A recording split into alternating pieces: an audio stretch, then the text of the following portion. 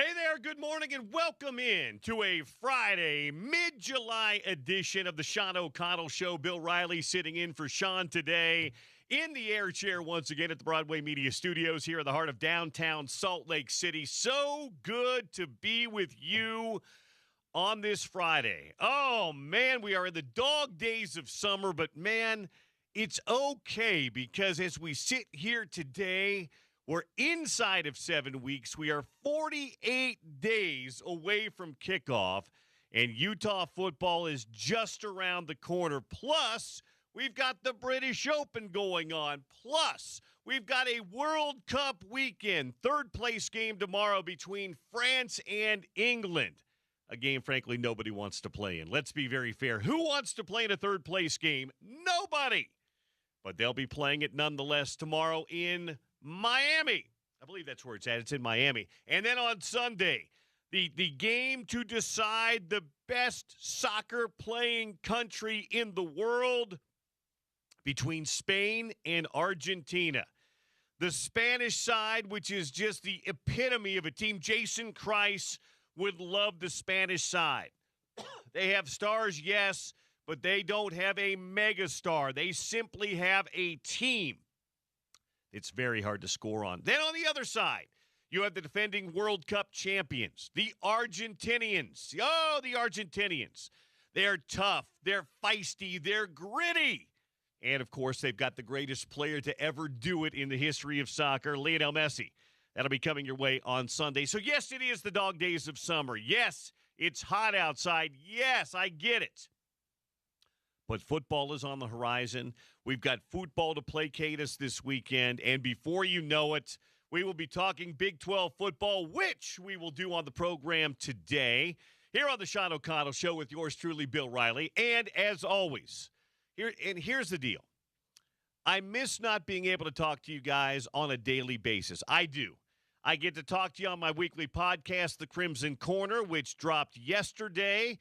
I had the great Phil Steele on there talking college football. I love doing the podcast, and I get to interact with you guys, but it's not like this. It's not like the daily show that I did for so very long. So when I get the opportunity to fill in for Sean and sit here in the air chair, I love it. And I want to interact with you guys today. In fact, I didn't schedule a guest in the first hour of the show today because I want us to interact. I want to hear from you guys. As the great Lee Hamilton, the hacksaw, used to say, I want to talk sports with you. So hit me up on the text line today. 877-353-0700. That's 877-353-0700. Say hello. Reach out. Just say, hey, want to talk some football? You want to talk some World Cup?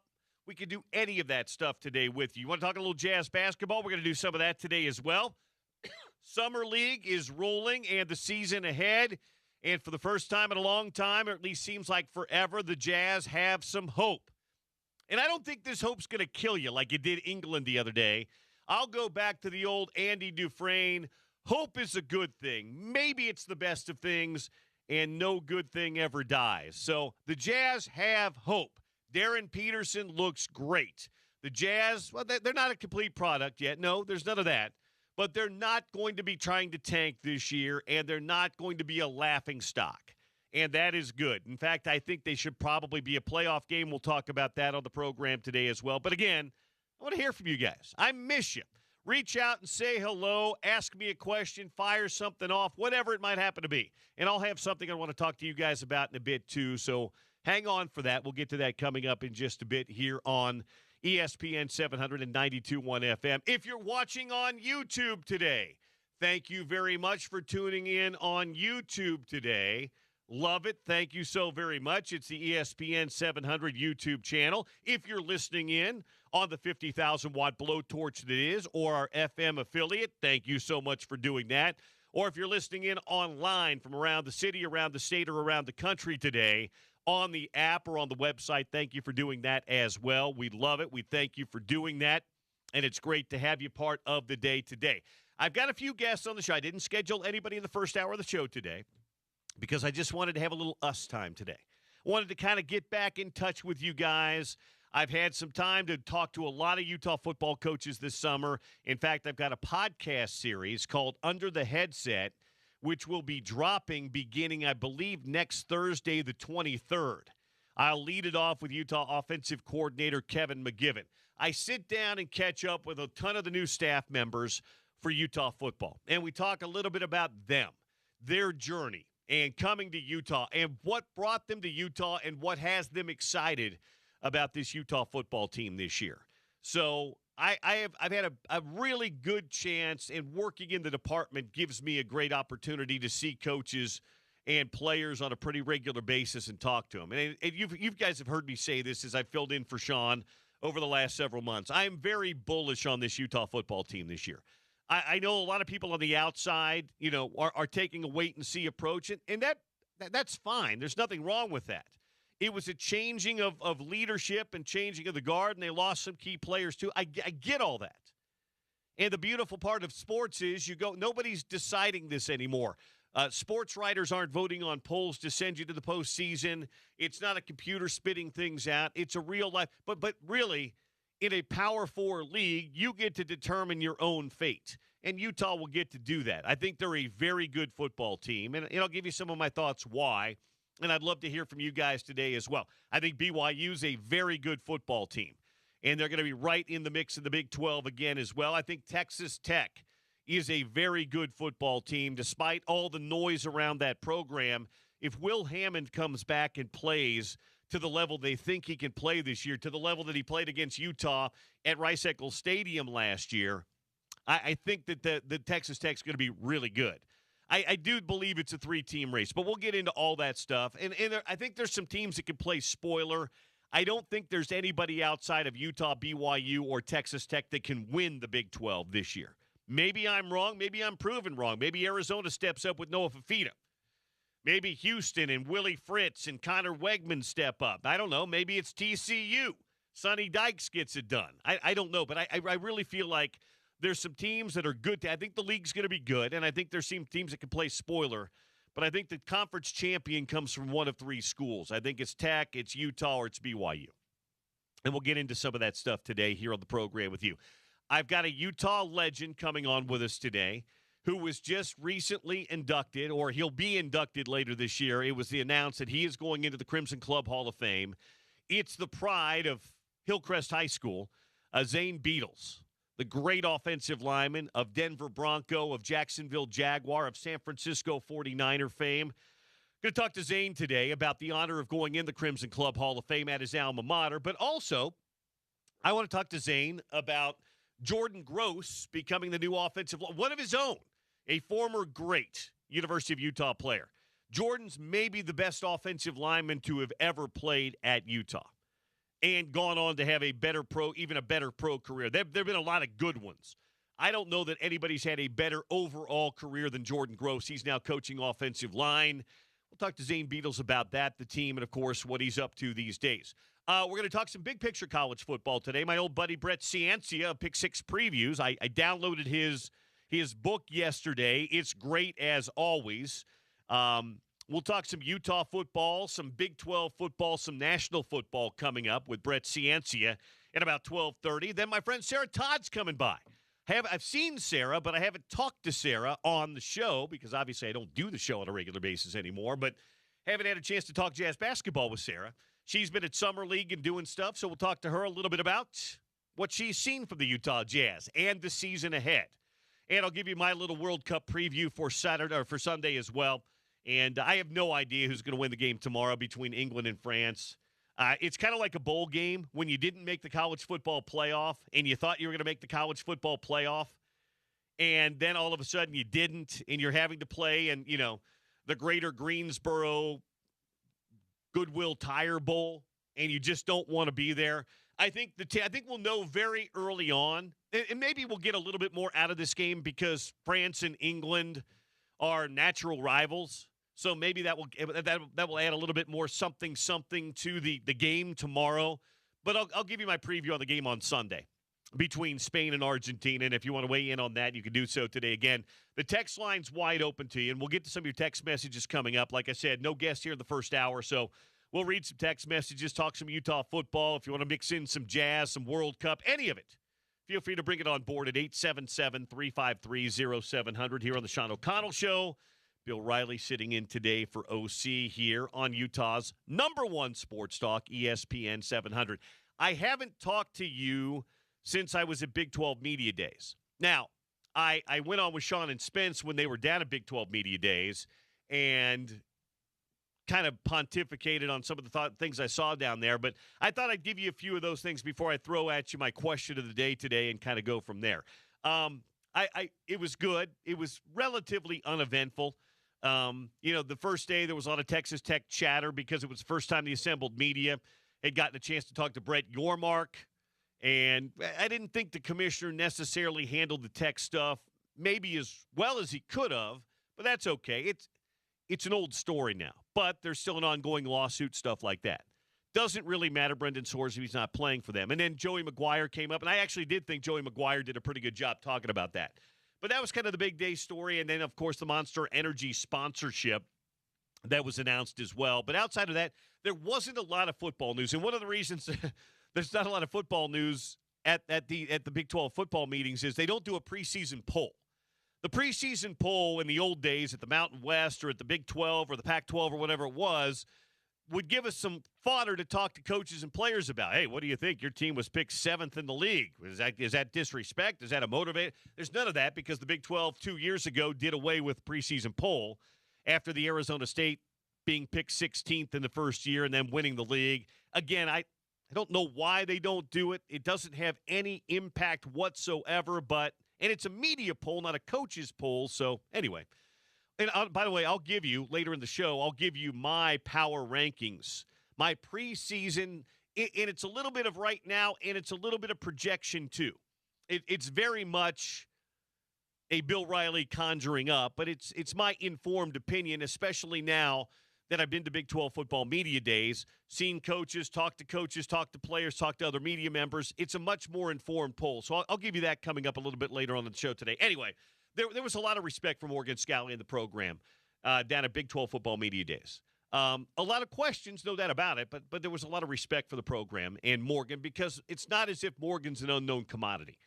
He's been coordinating the defense at Utah for 10 years.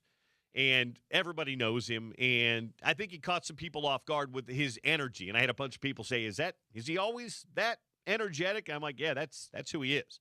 So there was a lot of respect, but there's a lot of people, and I, like I said, I get this. They're kind of taking a wait-and-see approach with Utah football. Yeah, new head coach after 21 years of Kyle Whittingham. Understandable. A lot of the staff members gone. A lot of the key players from last year's team, some good players, have left the program. So I get that. But I'm privy to being around the program, and I'm privy to see how tight-knit this group is this offseason, how much buy-in there has been on the player side and on the coaching side, and how much this thing has really come together in a short period of time. So there wasn't a lot of buzz, to be very fair, about Utah as a championship contender. Most people were saying, hey, we're not counting the Utes out. There's a lot of history in the program, and Scalley's been there, and there's still some good talent. I think having Devin Dampier and Wayshawn Parker and Bird Ficklin and those guys back, when you have a starting quarterback, especially the caliber of Devin, and a running back the caliber of Wayshawn Parker, it eases some of that and gives people a reason to kind of say, okay, they might be pretty good. There was actually a little bit more buzz about Houston and Arizona as kind of teams that could jump up, and obviously Texas Tech and BYU as kind of the favorites in the league. And again, there's nothing wrong with that. They have earned that. Texas Tech earned it. What's the old saying? My guy Ric Flair used to say, to be the man, you've got to beat the man. And Texas Tech's the man. They won the league last year. They were the most convincing and dominant team in the Big 12. So they deserve that.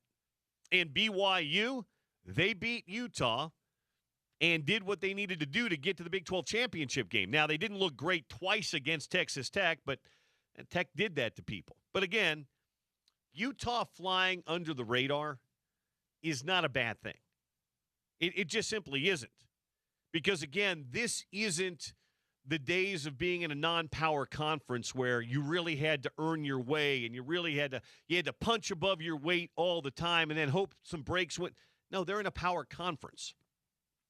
And they've got a good schedule in a power conference.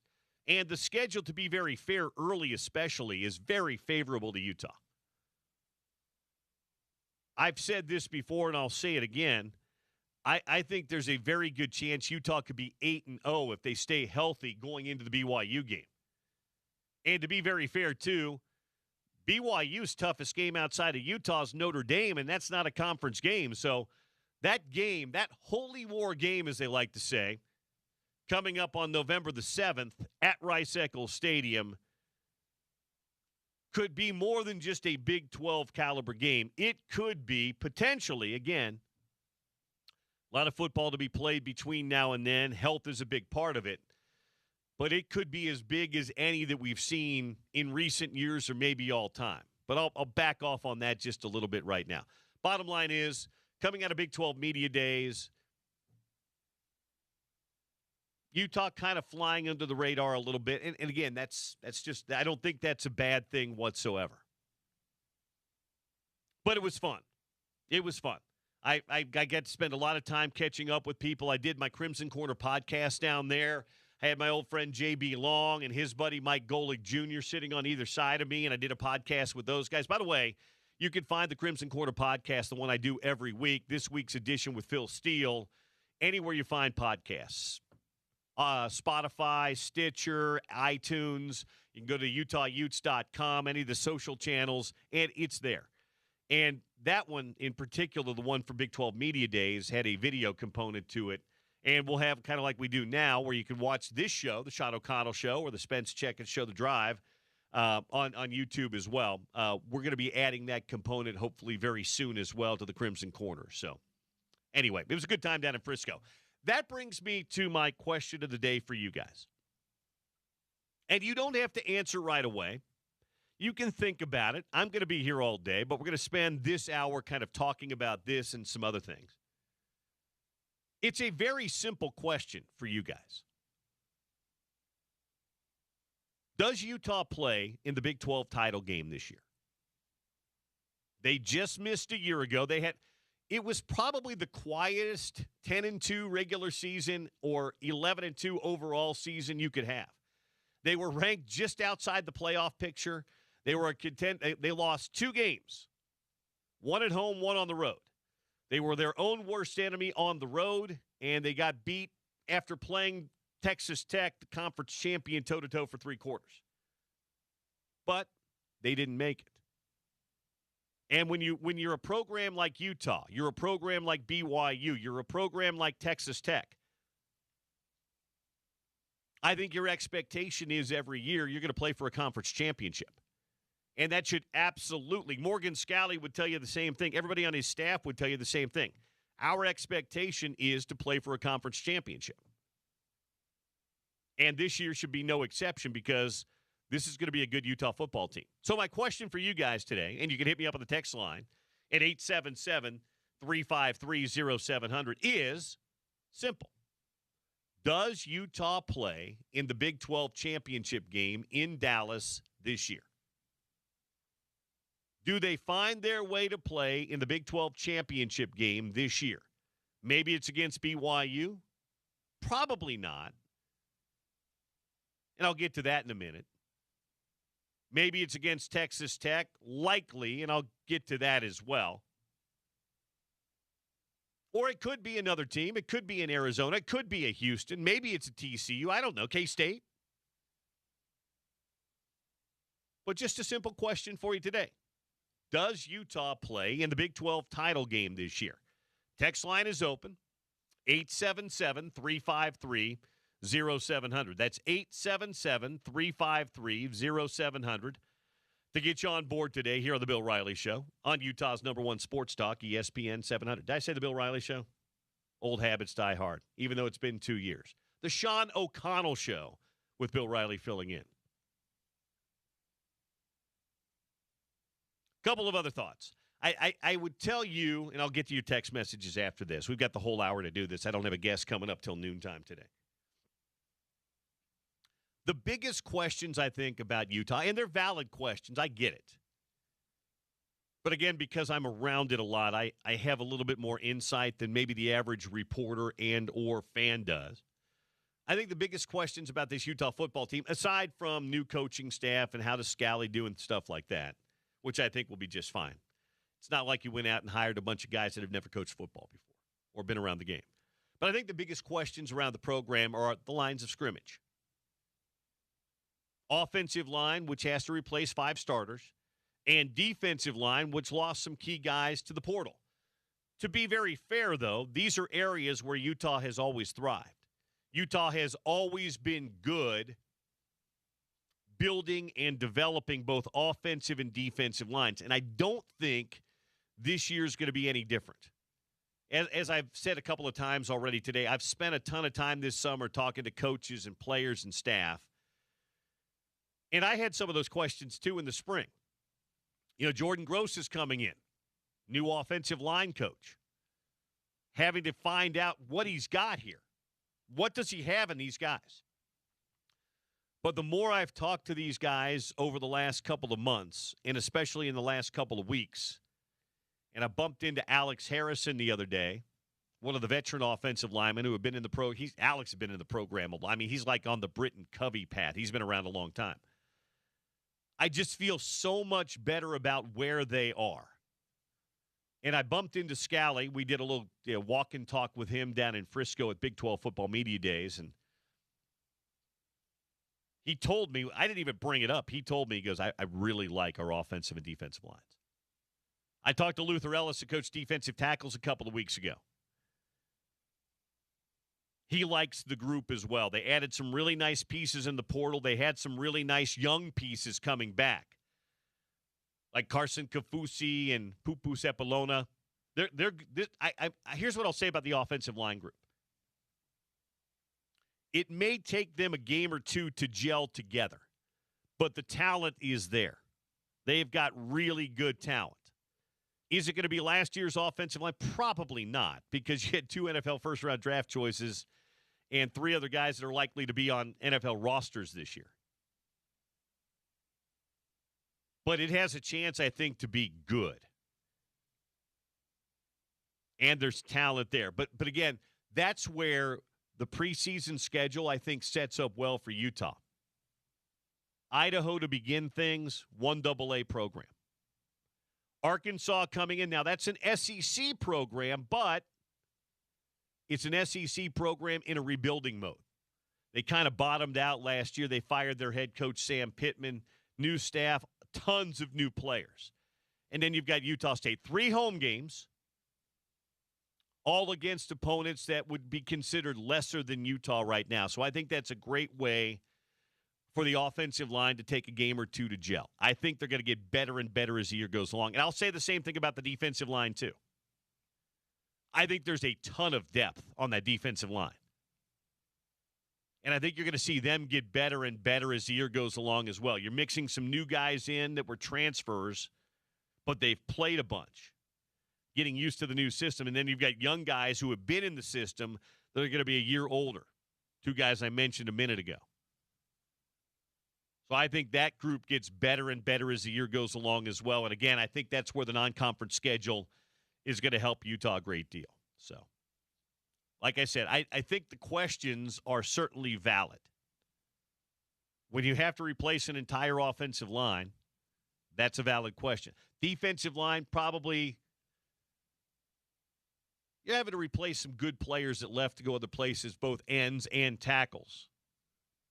But again, Utah's very rarely, if ever, had trouble developing and plugging and playing guys in that system. And I think this year will be pretty similar as well. So, those are my 2 cents worth on all of this stuff.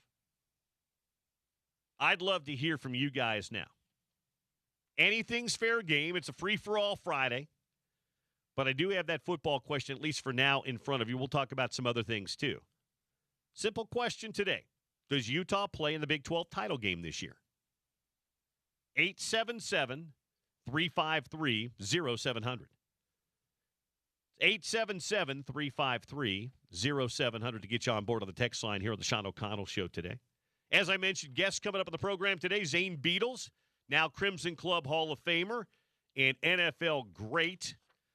Catch up with Zane today. Congratulate him on his honor going in the Crimson Club Hall of Fame. Brett Ciancia, Pick Six Previews, one of the great preseason college football preview guides. I downloaded mine yesterday. I've got mine in my hand right now. We'll talk to Brett. And then Sarah Todd will talk some jazz with us a little bit later on.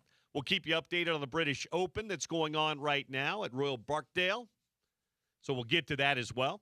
And anything else that may pop up today, too. By the way, there's always something happening up at Brighton. Right now, it's the 2026 United States Women's Disc Golf Championships going on this weekend. ESPN 700, 92.1 FM has passes for you. So tune in to see Spence's show this afternoon around 4:30 for your chance to win. And details are on the app at ESPN 700 app and ESPN700sports.com. Your text messages when we get back on the other side. It's great to be in on a Friday. I'll try my best to entertain you for the next 2.5 hours. Bill Riley in for Sean O'Connell, ESPN 700 and 92.1 FM.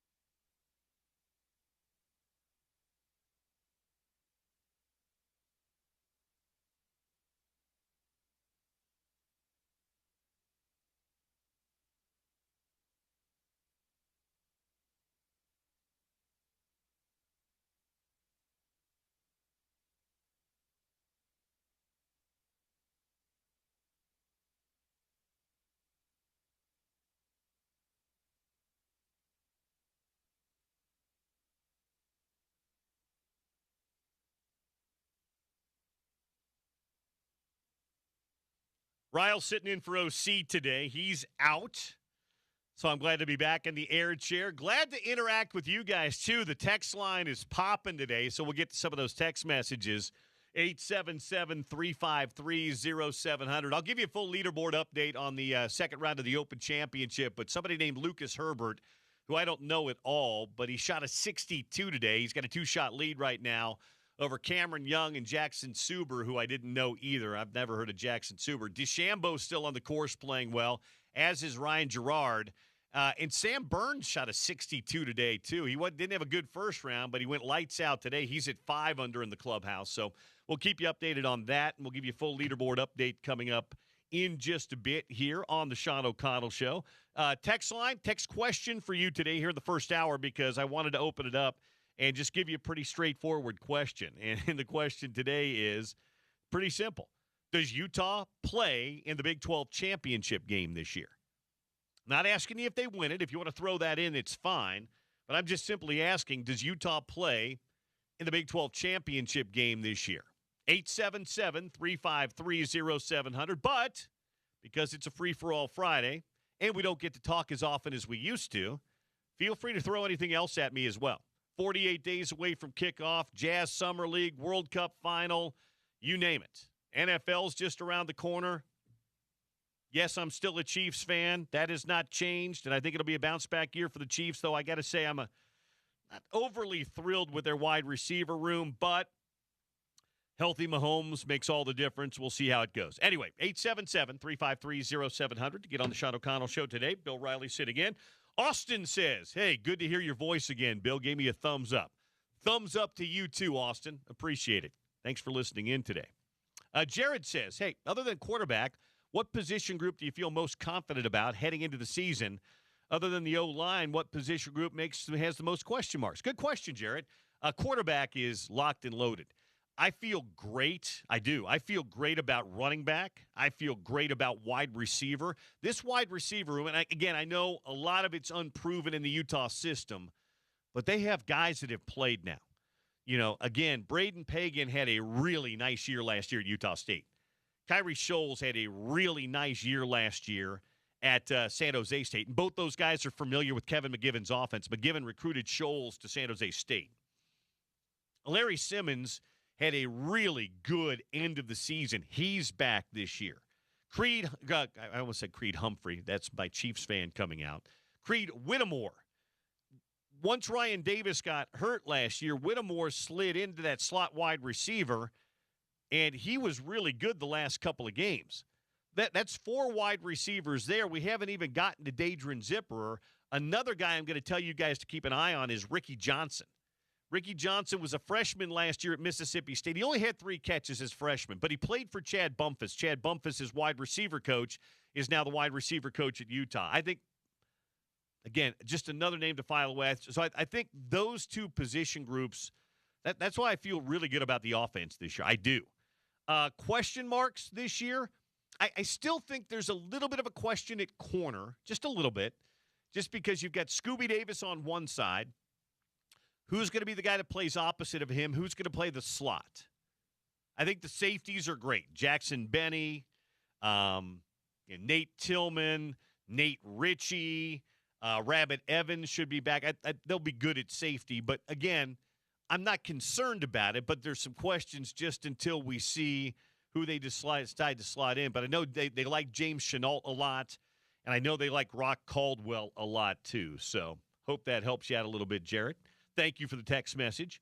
877-353-0700 is the text line to get on board today here on ESPN 700. Text in from Derek. Hey, Derek. Says, hey, Bill.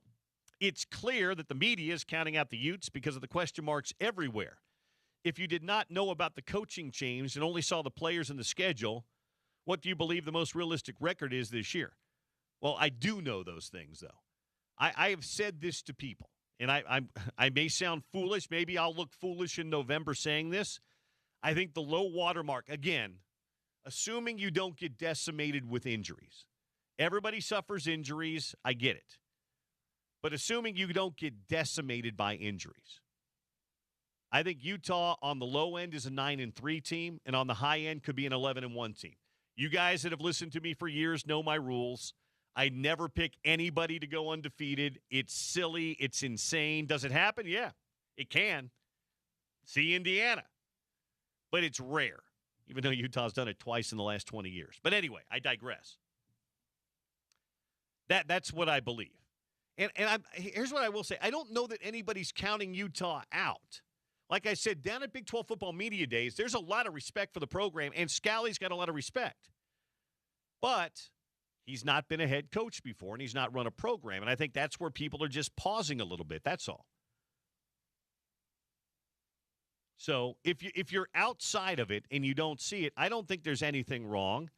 Again, if they did a preseason media poll, I firmly believe Tech was 1, BYU 2. I think Utah would have been picked 3. I do.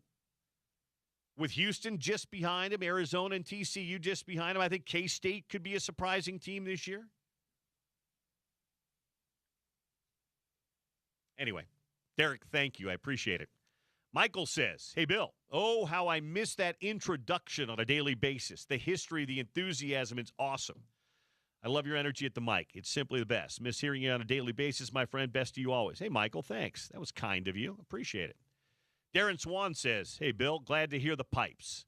I still hope to meet you and Scott sometime at a football game, but I realize the odds are not in my favor.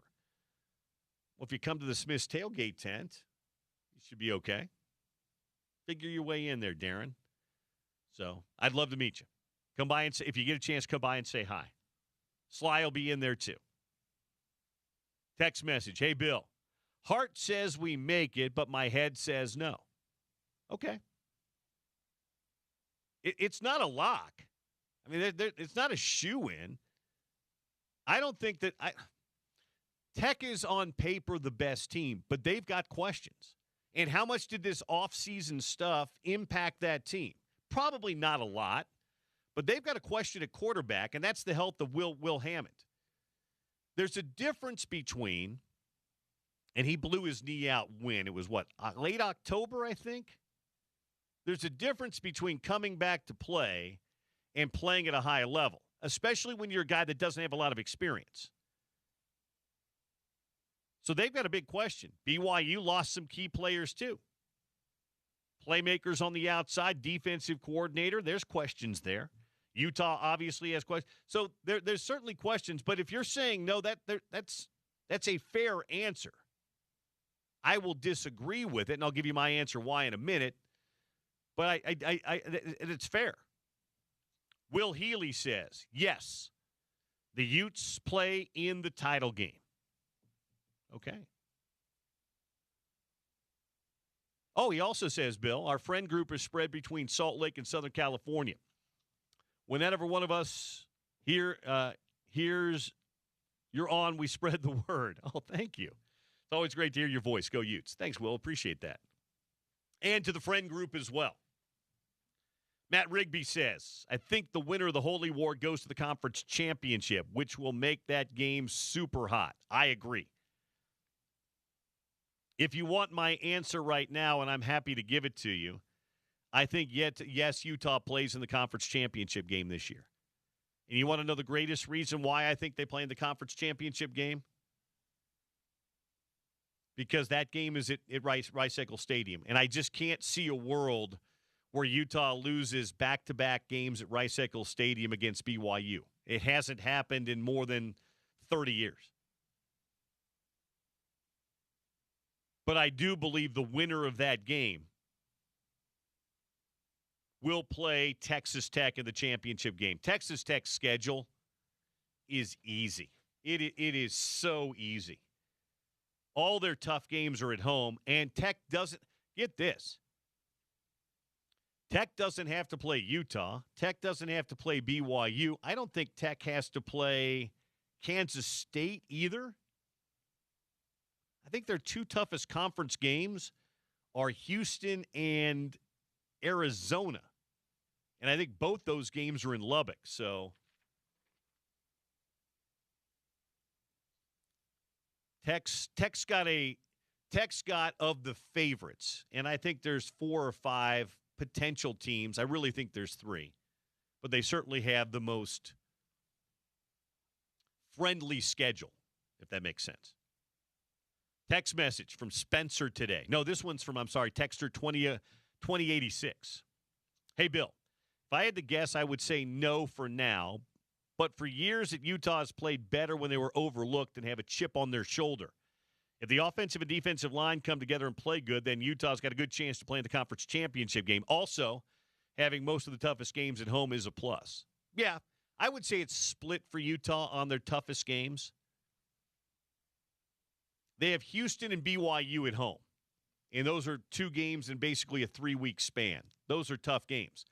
But after they play BYU at home, they've got to go on the road for back-to-back games against Arizona and TCU. Those will not be easy games, especially that Arizona game.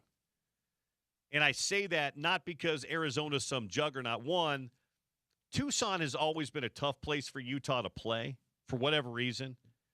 Brent Brennan's a good coach. They surprised people winning 10 games last year. Noah Fafita has had huge games against Utah. I talked to Noah. I talked to him when we were down at Big 12 football media days. He is a great kid. My friend Steve Fafita's nephew, great kid.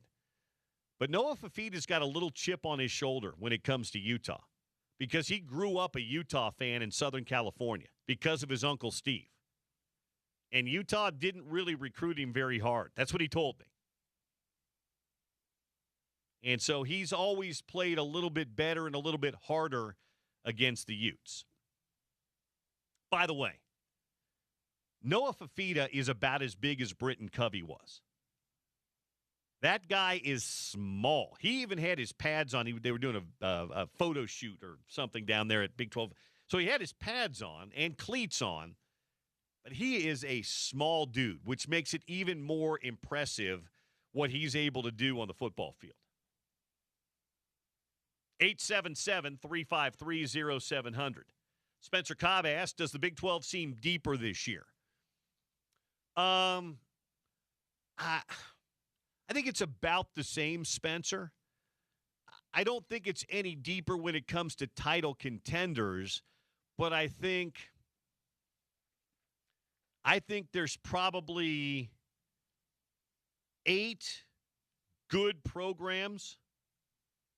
Texas Tech, Utah, BYU, Houston, Kansas State, Arizona, TCU, Arizona State.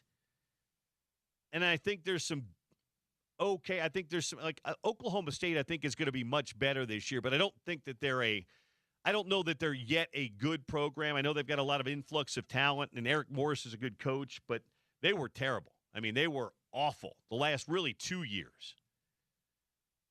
So I think there's 8 good teams, and then I think there's a handful of kind of average teams, average to maybe slightly below average teams, and then I think there's a couple of bad teams.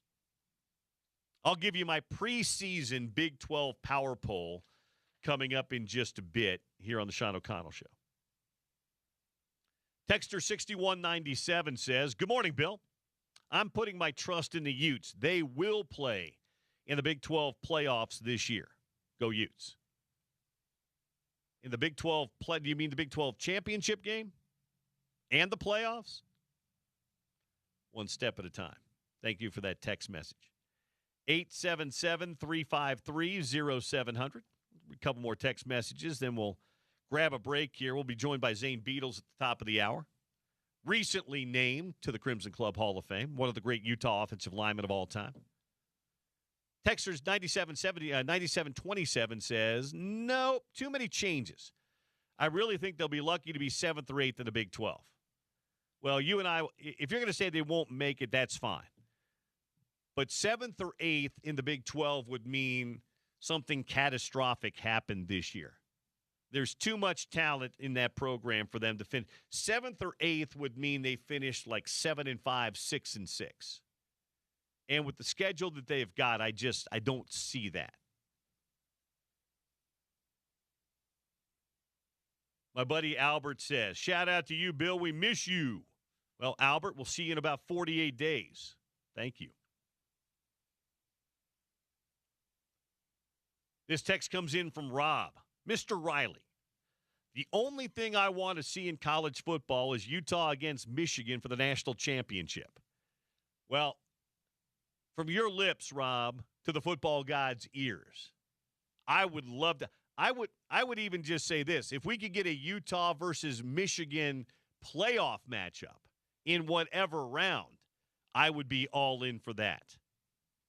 But dream the impossible dream and say national championship. The storylines in that game would be off the charts. All right, one more text, and we'll grab a break, come back with a leaderboard update. This one comes in from 0626, says, hey, Bill, great to hear from you. As a lifelong Utah fan and Utah alum, the short answer is I just don't know. Well, this isn't like I'm not holding any of you to this. I'm not going to be tracking you down on the text line to rub it in your face if they do or don't make it. The fan in me would love to say, yes, Utah will be in the Big 12 championship game this year, but I just don't know. As you mentioned, Utah went 11-2 this year. Utah fans should be as excited as we've ever been going into a season, but there's a noticeable lull in the air. There's a noticeable hesitation and nervousness in the air. Is there? There's not at the football facility. I'll tell you that much. If there's a noticeable lull, maybe in the national media, like I said, that's understandable. There's been change.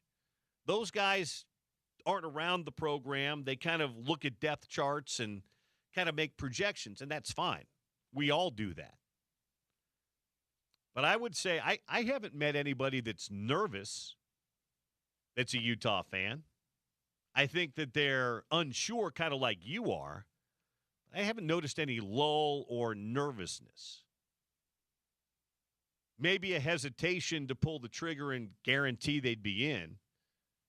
But we're not curing cancer or splitting the atom here. We're just talking ball on the program. So make a prediction. But no, I understand being unsure. But we're sitting here 48 days from kickoff. Just pick a side one way or another, and we'll see who's right come November. 877-353-0700 to get you in and on board today.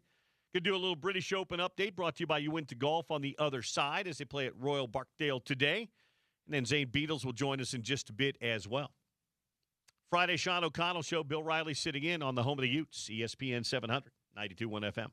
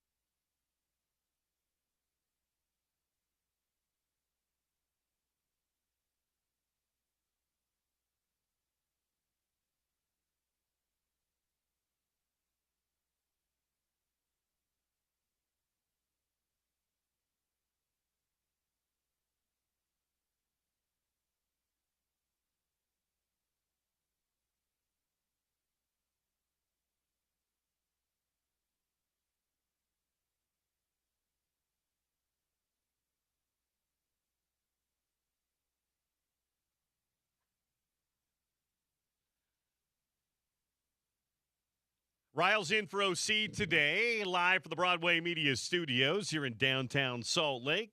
ESPN 792.1 FM. Open Championship going on as we speak. Our leaderboard update to the Open Championship brought to you by our friends at Uinta Golf and by Worldwide Golf. Visit them in-store for a free custom fitting at Uinta Golf or shop them online at worldwidegolf.com. Here is your leaderboard at Royal Barkdale, the 154th Open Championship and the second round. Lucas Herbert is your leader. He was even par heading into the day today, and he was so close to carding a 61, which would have been historic. Instead, he carded at 62, which is still damn good. 8 under par. He is 8 under for the tournament, and he's got a 2-shot lead over a couple of Americans, Suber and Young.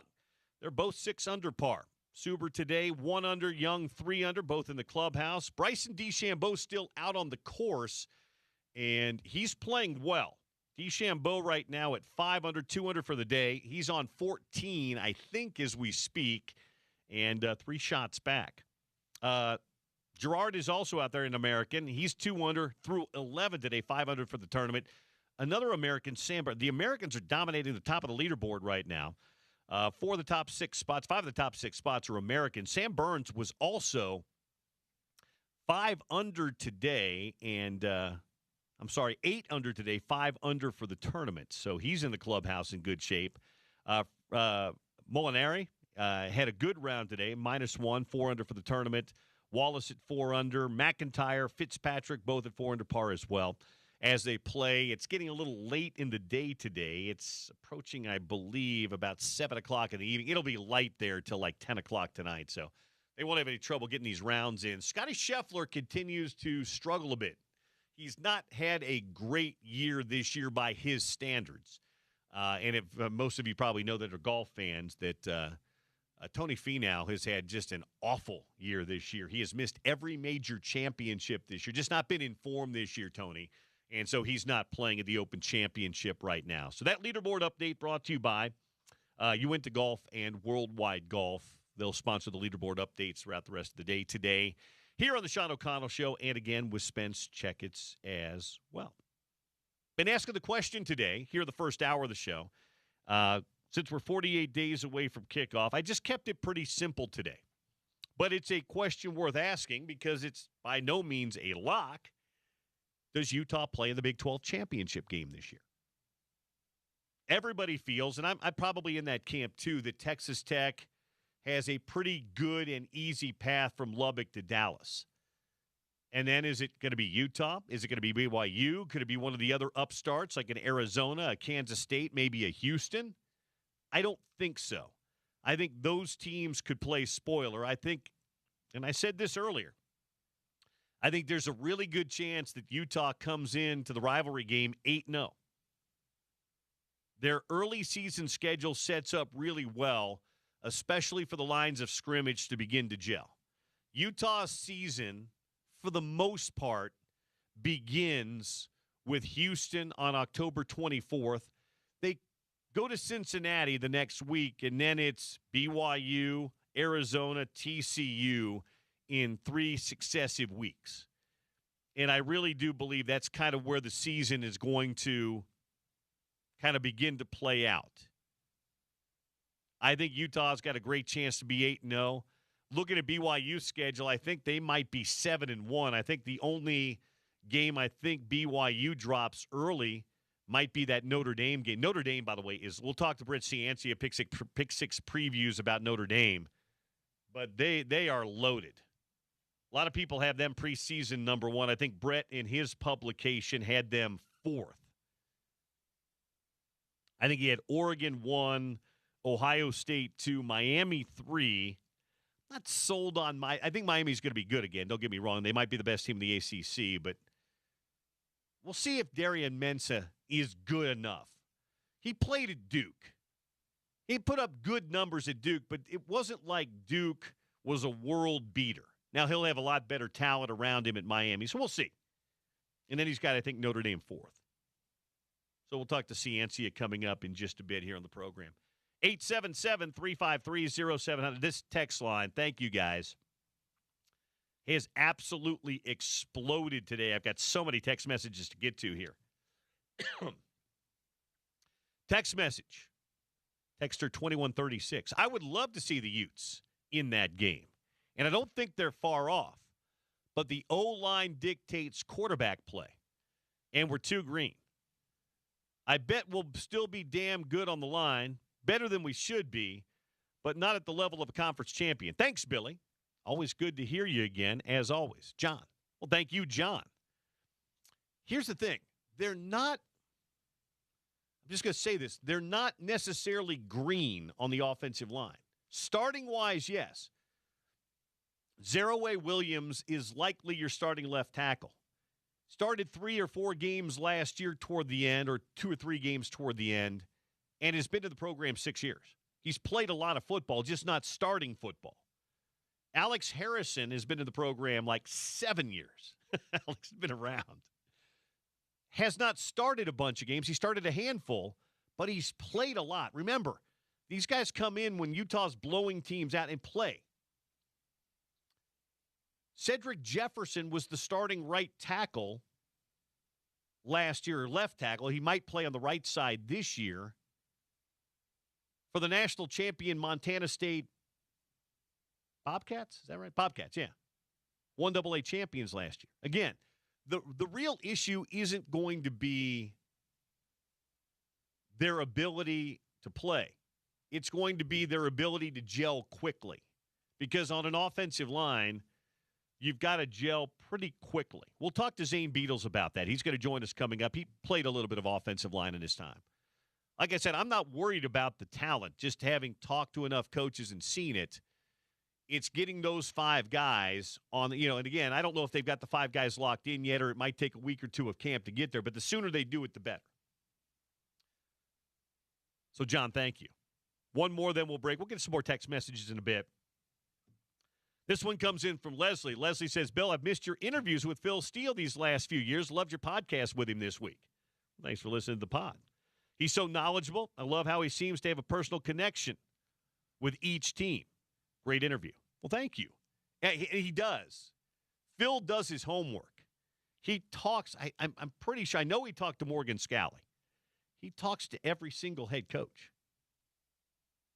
It's a lot of talking. Anyway, we'll grab a break. Hour 1 is done. Flew by. Lots more to do today. Busy hour this hour with some guests, so we'll get to some stuff. Go get some more of your text messages coming up in just a bit.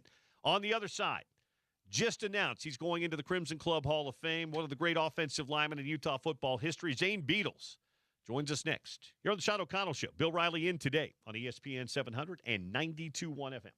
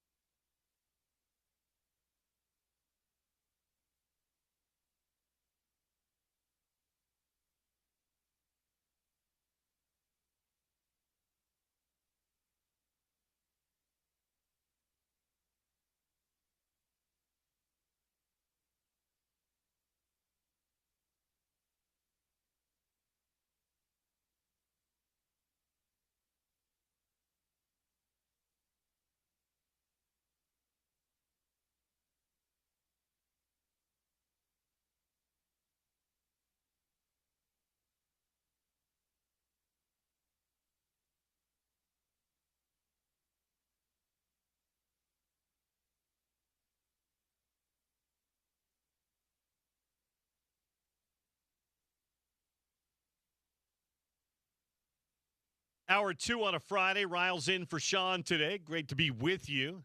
Brett Ciancia, Pick Six previews in about a half hour to talk Big 12 and Utah football. We'll also talk to Sarah Todd, Deseret News about the Jazz summer and what's been going on with the Jazz and her thoughts on Darren Peterson and what looks forward to this year. Our next guest, though, perfect timing for him today as we talk a little bit about questions about Utah's offensive line, but timing even better because yesterday it was announced he was going into the Crimson Club Hall of Fame this fall, one of the great offensive linemen in Utah football history. Of course, some know him as a Hillcrest High School legend. Many know him more as a Utah legend. Zane Beadle's joining us from the great state of Florida, right smack dab in the middle where it's hot and humid, I'm sure, today in Orlando. What's up, Zane? It is hot and humid, that's for sure. But I just started driving through our afternoon thunderstorm, so that'll help cool things off. Well, yeah. Doing well. How you doing, Bill? I'm doing fantastic. Congratulations, by the way, on getting named to, and you'll be inducted later this year with another good class to the Crimson Club Hall of Fame. Yeah, thank you very much. Huge honor. When Mark Harlan called me the other day and let me know, something that I've always thought about, kind of dreamed about, and for it to be here and be coming to fruition, really excited about it.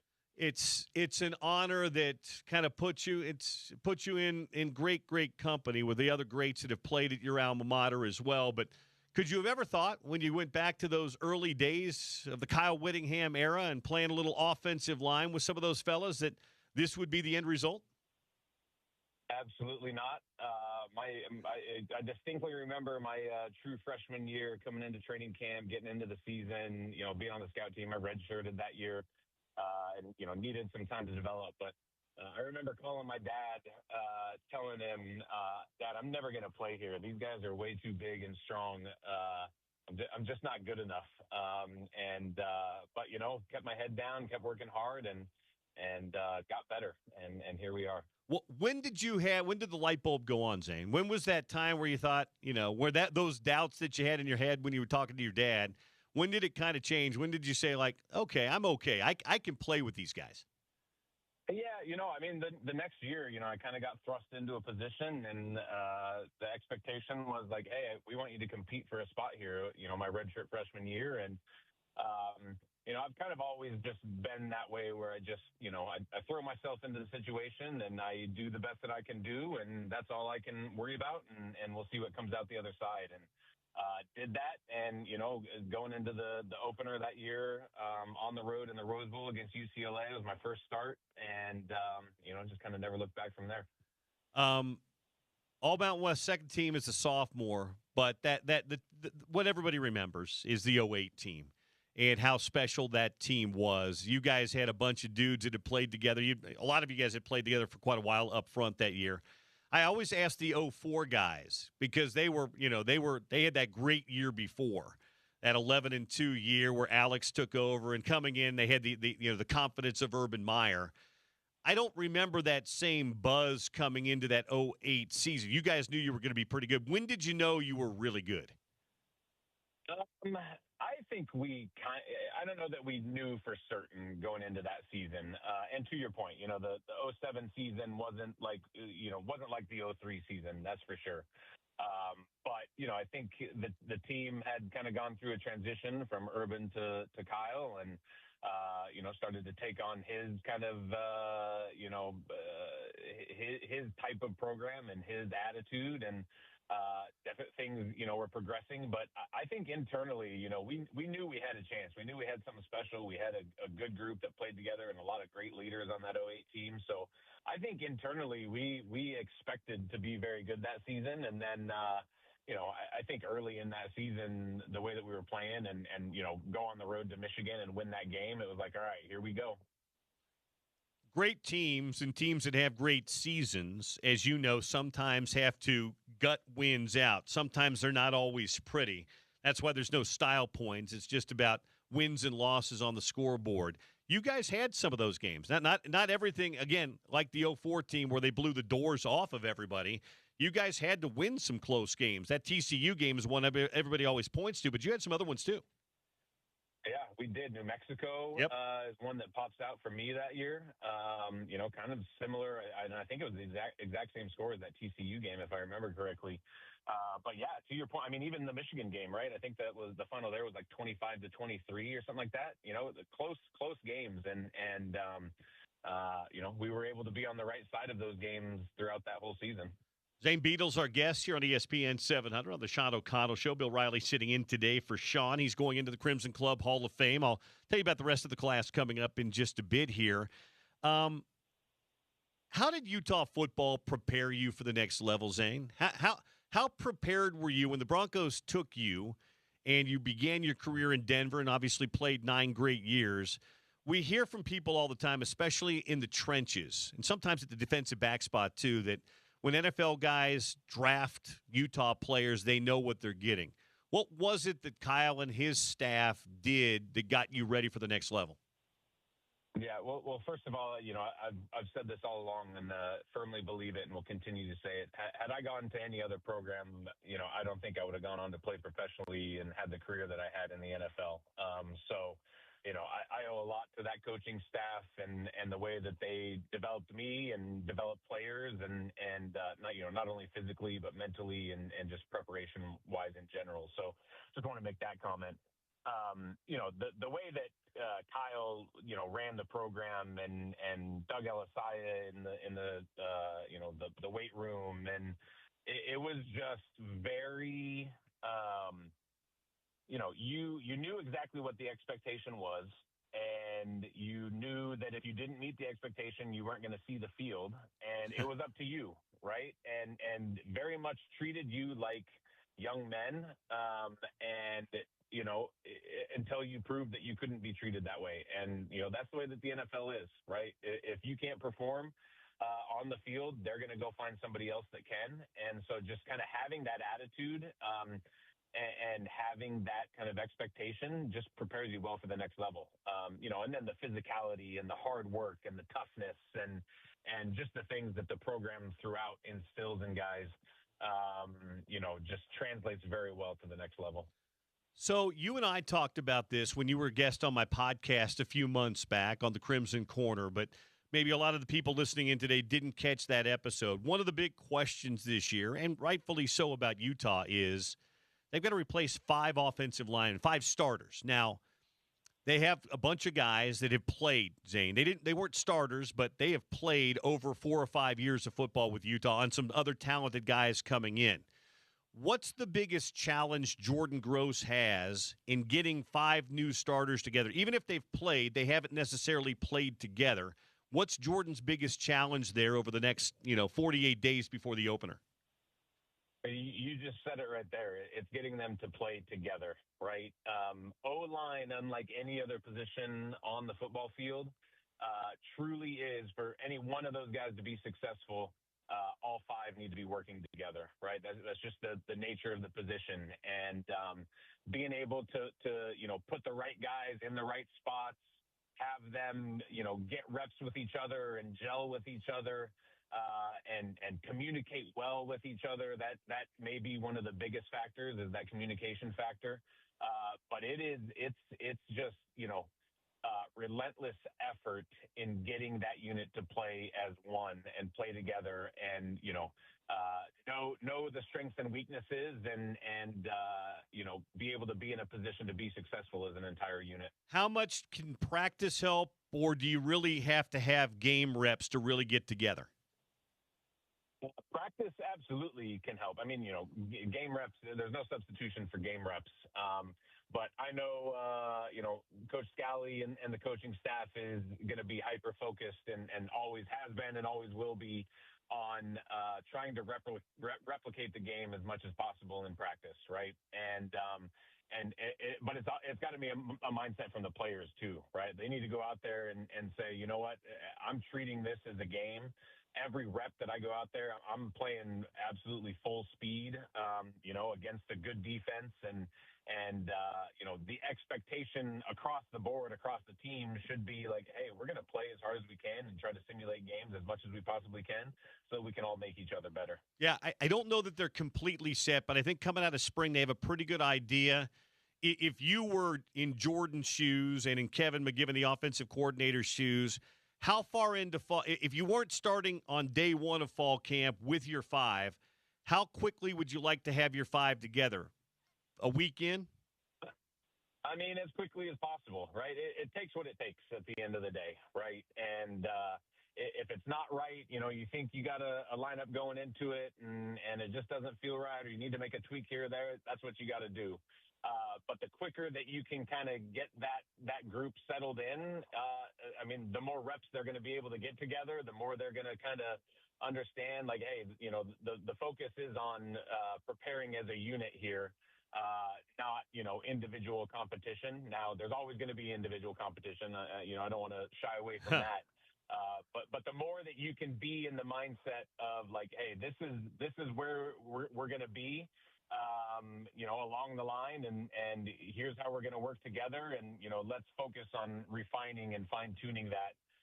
The more reps you can get with that, the better. I asked you a couple of months ago. I'll ask for this audience here that may not have caught the podcast.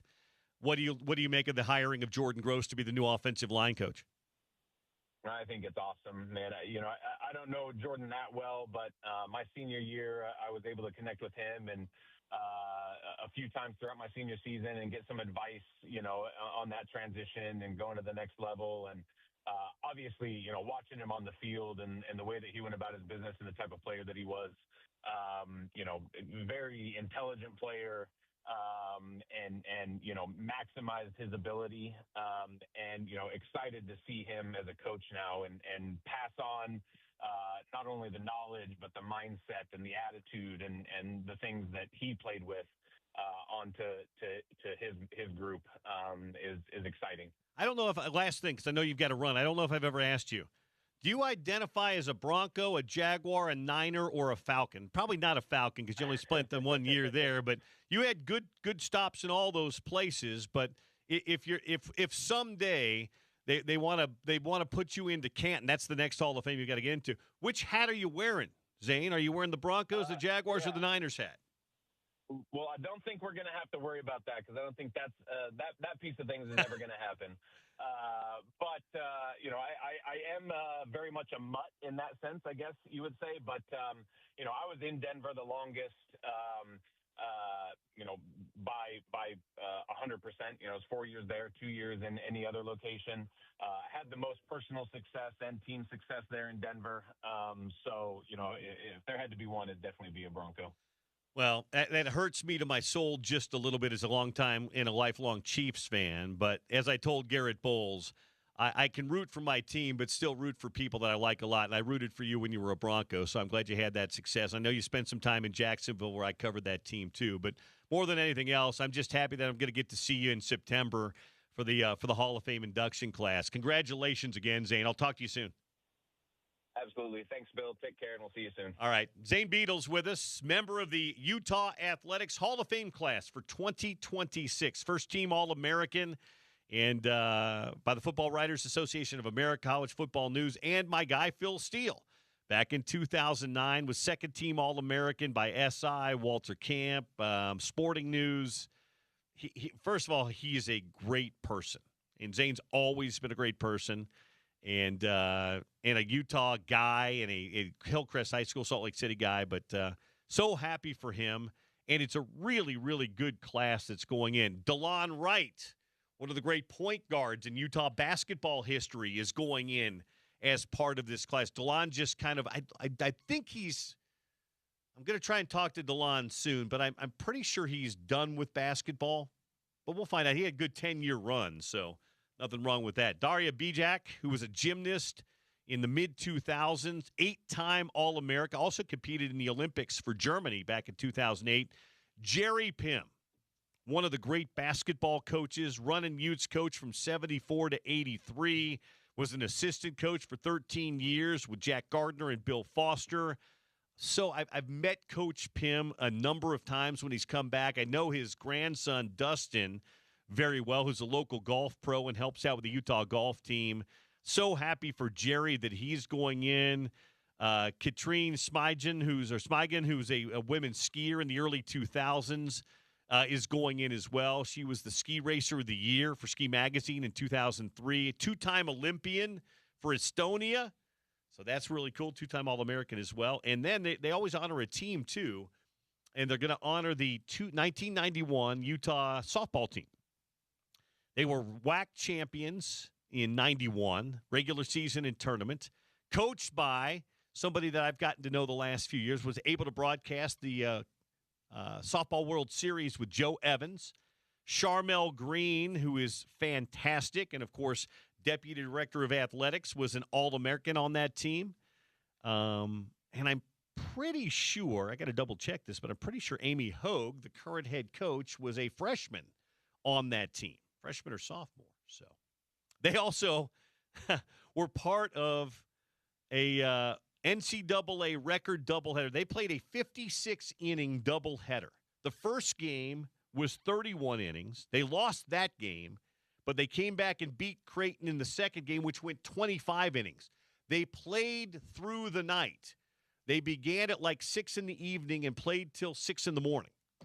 It was insane. Still the longest record of softball in NCAA history. So that is this year's 2026 Crimson Club Hall of Fame class.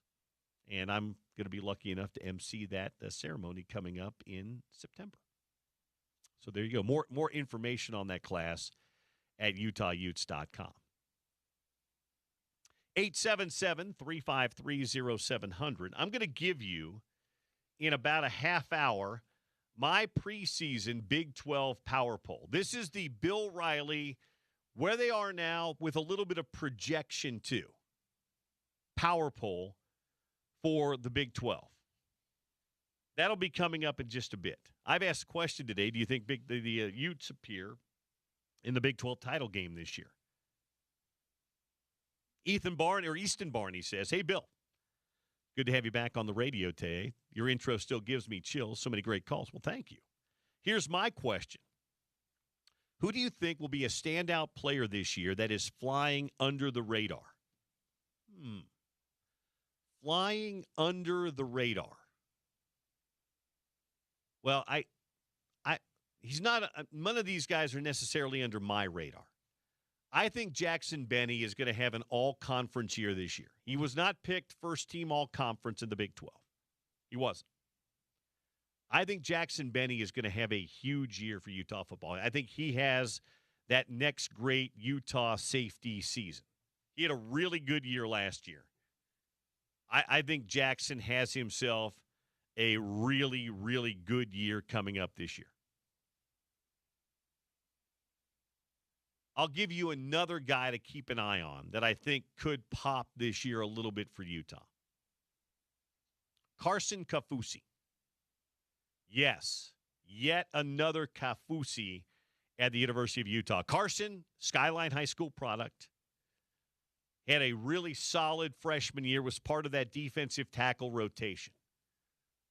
I'm going to tell you to keep an eye on Carson Kaufusi this year. Carson is one of those rare breeds at defensive tackle that has the ability to not only be a run stopper, but also get upfield too. So those are two guys. They're both defensive players, but two guys to keep an eye on. They could be flying a little bit under the radar this year. Text message. Hey, Bill. My Intermountain crew and I are excited whenever you're filling in on air. Definitely make all of our work days better. Schubertson. One of my all-time favorites right there. Schuber. Thank you and the Intermountain crew, the IH crew, for listening in today. 877-353-0700. Always love to be able to step behind the mic and entertain you guys in the midday. Love that for you, Schuber. This one comes in from David today. David says, does Utah come out in the opener and hit the throttle, or do they do just enough to win? Anything less than 48 points will be disappointing. Hey, coach, show us what you have. In the past, all we've heard was we don't want to show our hand. while they held a jack high hand. They had nothing that scared anyone. If you really hold a straight flush, show it. No more coach speak. All gas, no brakes. Break that scoreboard. Okay. Fair enough. 877-353-0700. Welcome back, Bill, says Jordan Meyer. What is Utah's hardest game outside of BYU? Arizona, Houston, TCU? Also, a random question. If Utah gets an MLB team, what happens to the Bees? Do the Angels get a new feeder team, or do we? Good question. We'll start with the other one. Arizona's the hardest game. Arizona's good. That game's on the road, and it's the week after the BYU game. BYU will tell you, Utah will tell you. The rivalry game is like two games. You're putting so much into that game, physically, emotionally, all of it. So I don't think there's any doubt that it's the Arizona game. As for your other question, that's a good question. I don't know what happens to the Bees.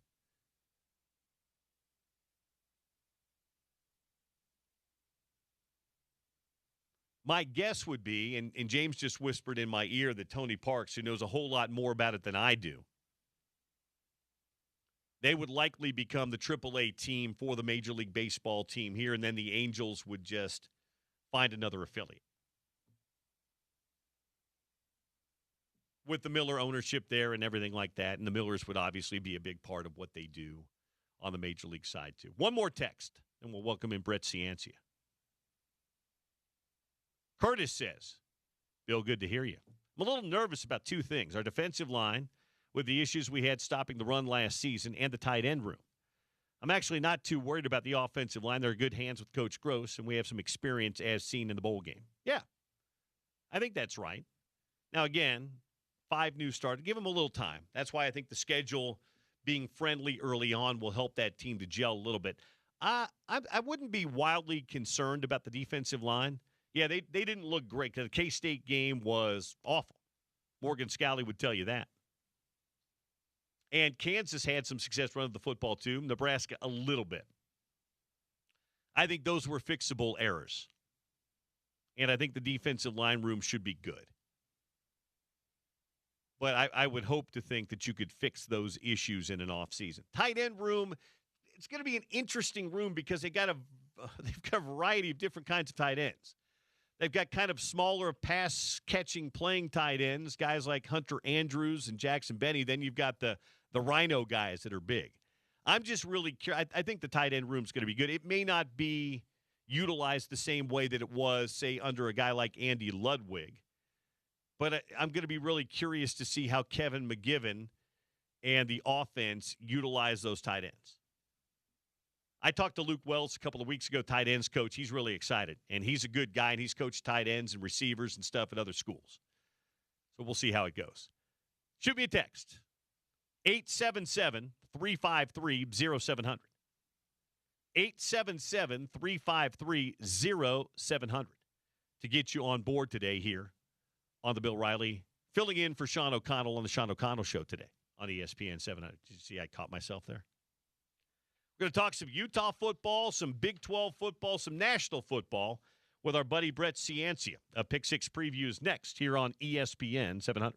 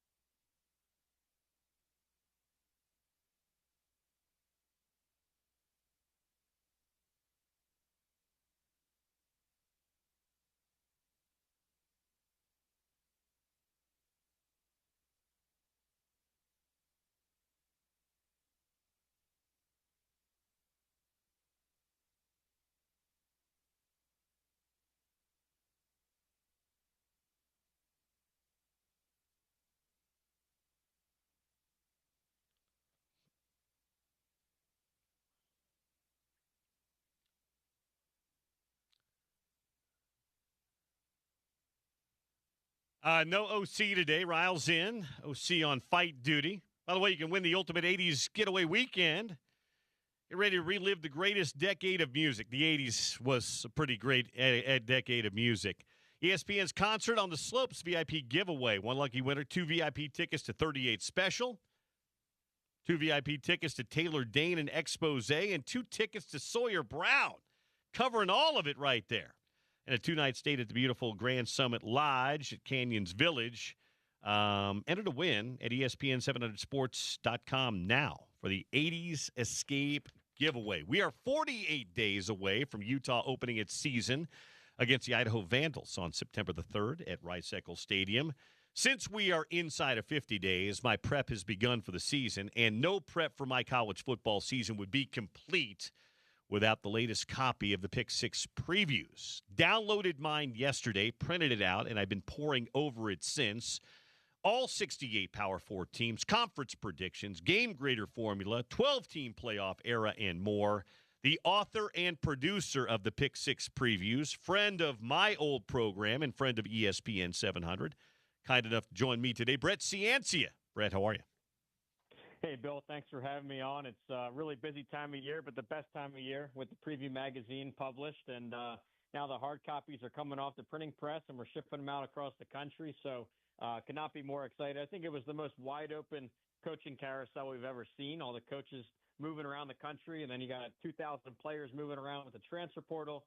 So this is your best way to get caught up for the season, pick6previews.com. Yeah, if you don't want to wait to have it shipped to you, you can literally have it in the next 5 minutes. If you go to pick6previews.com, order it, then you can download it, print it off. Now you'll kill a few trees and probably have to replace your color toner in your printer at home, but you can have it like right now, can't you, Brett?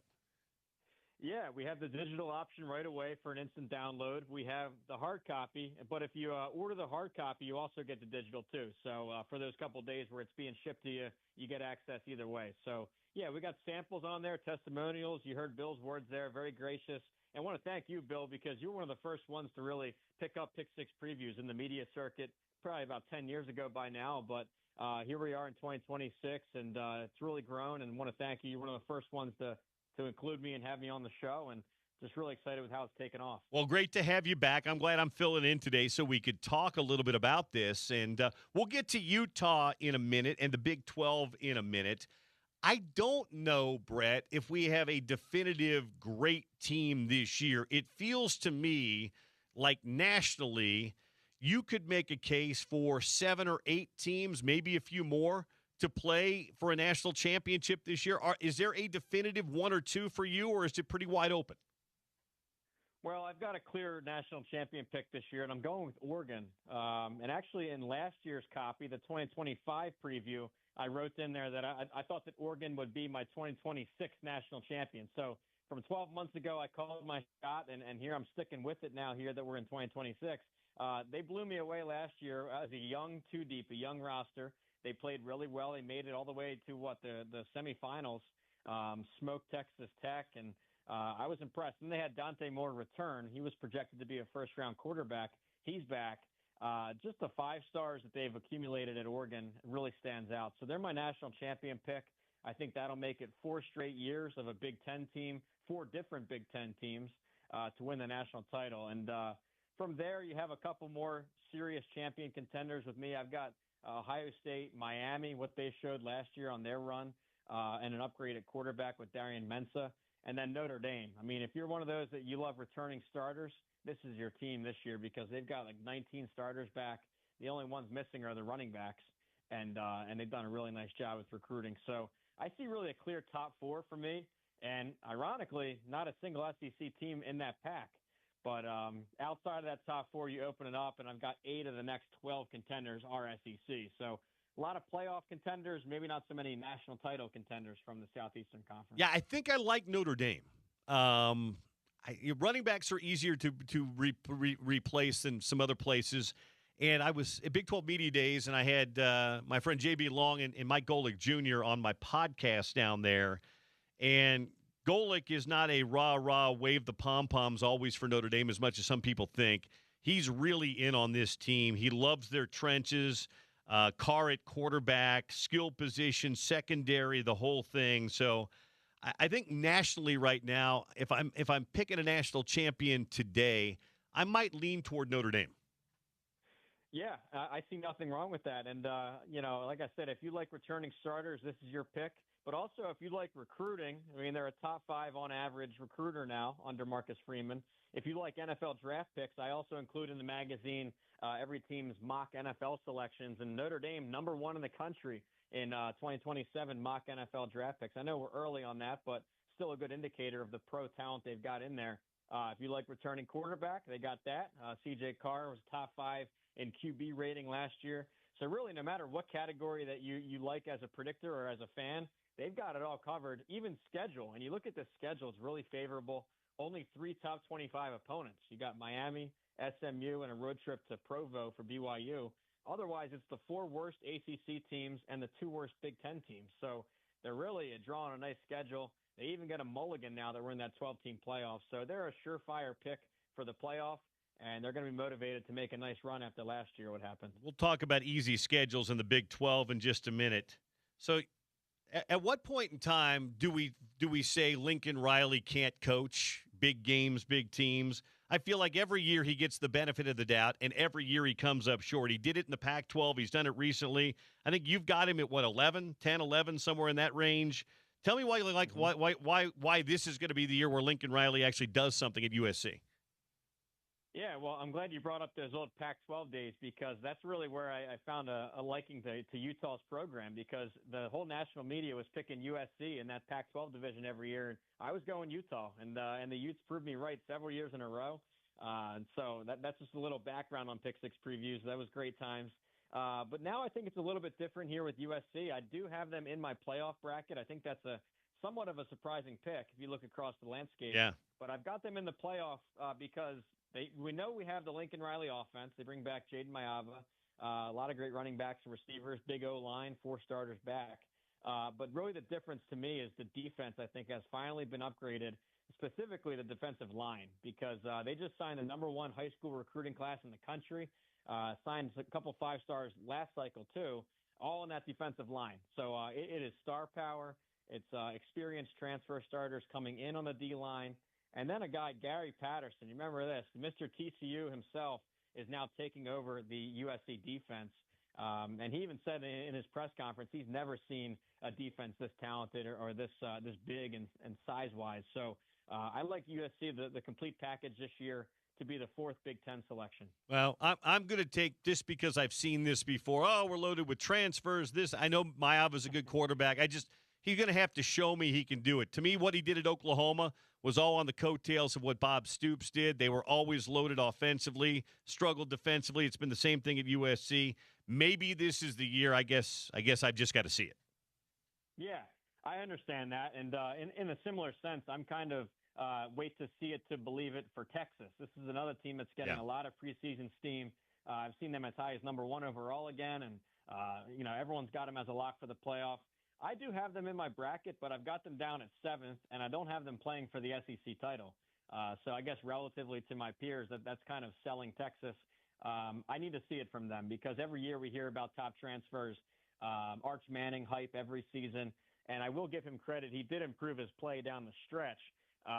First 4 games were pretty brutal for him, but over the back half of the season, he impressed and improved.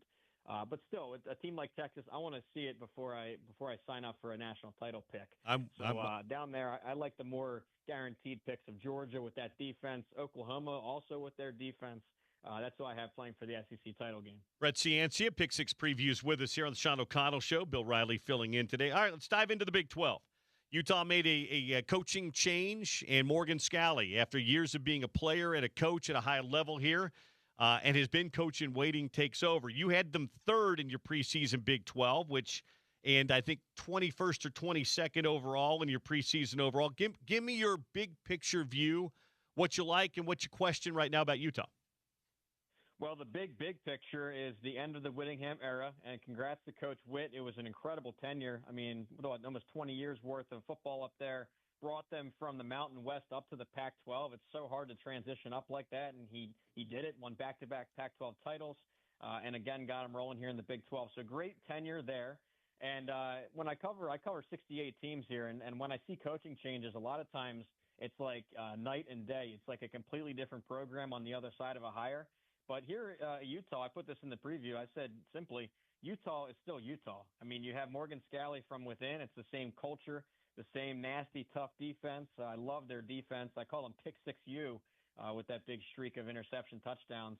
But I think you're still getting your normal Utah look, and it's a stout defense.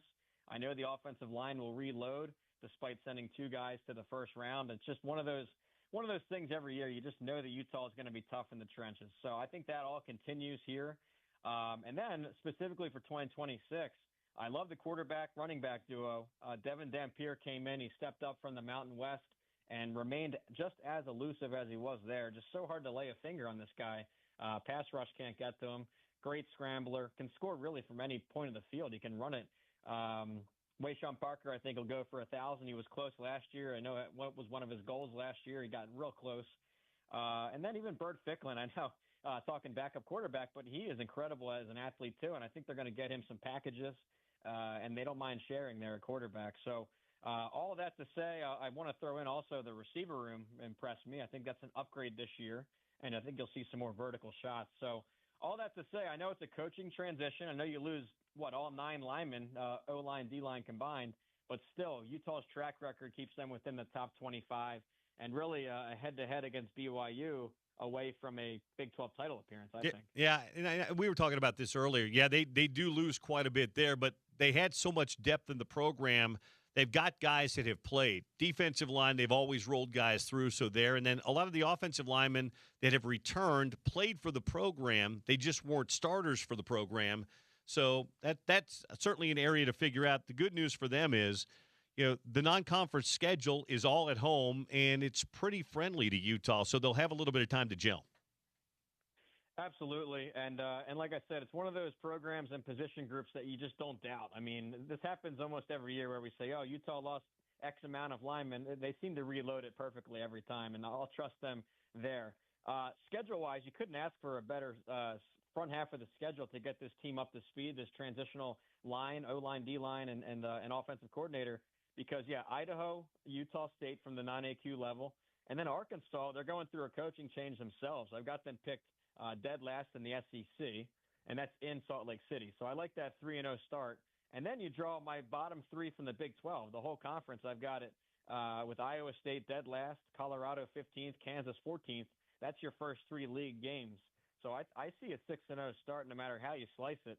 And then Houston comes to town in a pretty big matchup. And you can see there on the cover of my magazine, I'm selling Houston. I don't really understand all the Houston buzz this year.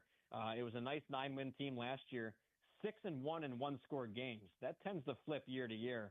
That doesn't really prove dominance to me. So I'm going to take Utah on that one. We're talking 7-0, and I'm getting ahead of myself, but I'm looking here at Cincinnati, another team I've got at the bottom of the conference. So I don't want to jump too far ahead, but I see a clear path to 8-0.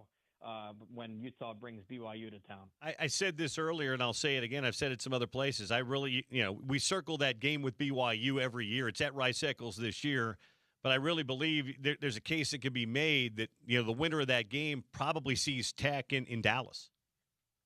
Yeah, absolutely. I think that's definitely the case. I've got it Texas Tech as my clear champion pick right now. And then BYU too, just because of all the roster retention. Other teams like Tech, they were great in the portal again. BYU, they were more about keeping their starters in-house. They put a lot of their funds towards roster retention. They had 12 returning starters that could have gone pro or could have gone elsewhere. All 12 returned to BYU. You just don't see that in this modern era. You see starters moving around all the time. So roster retention and some of their key stars are back. So I have that number 2 right now and Utah 3. And this also, people were all talking about a 24-team playoff and expanding it.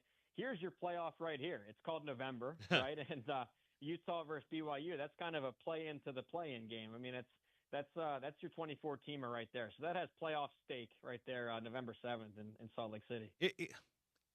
Texas Tech, they don't have to play Utah. They don't have to play BYU. And then all their tough games are at home. I think they've got Houston at home.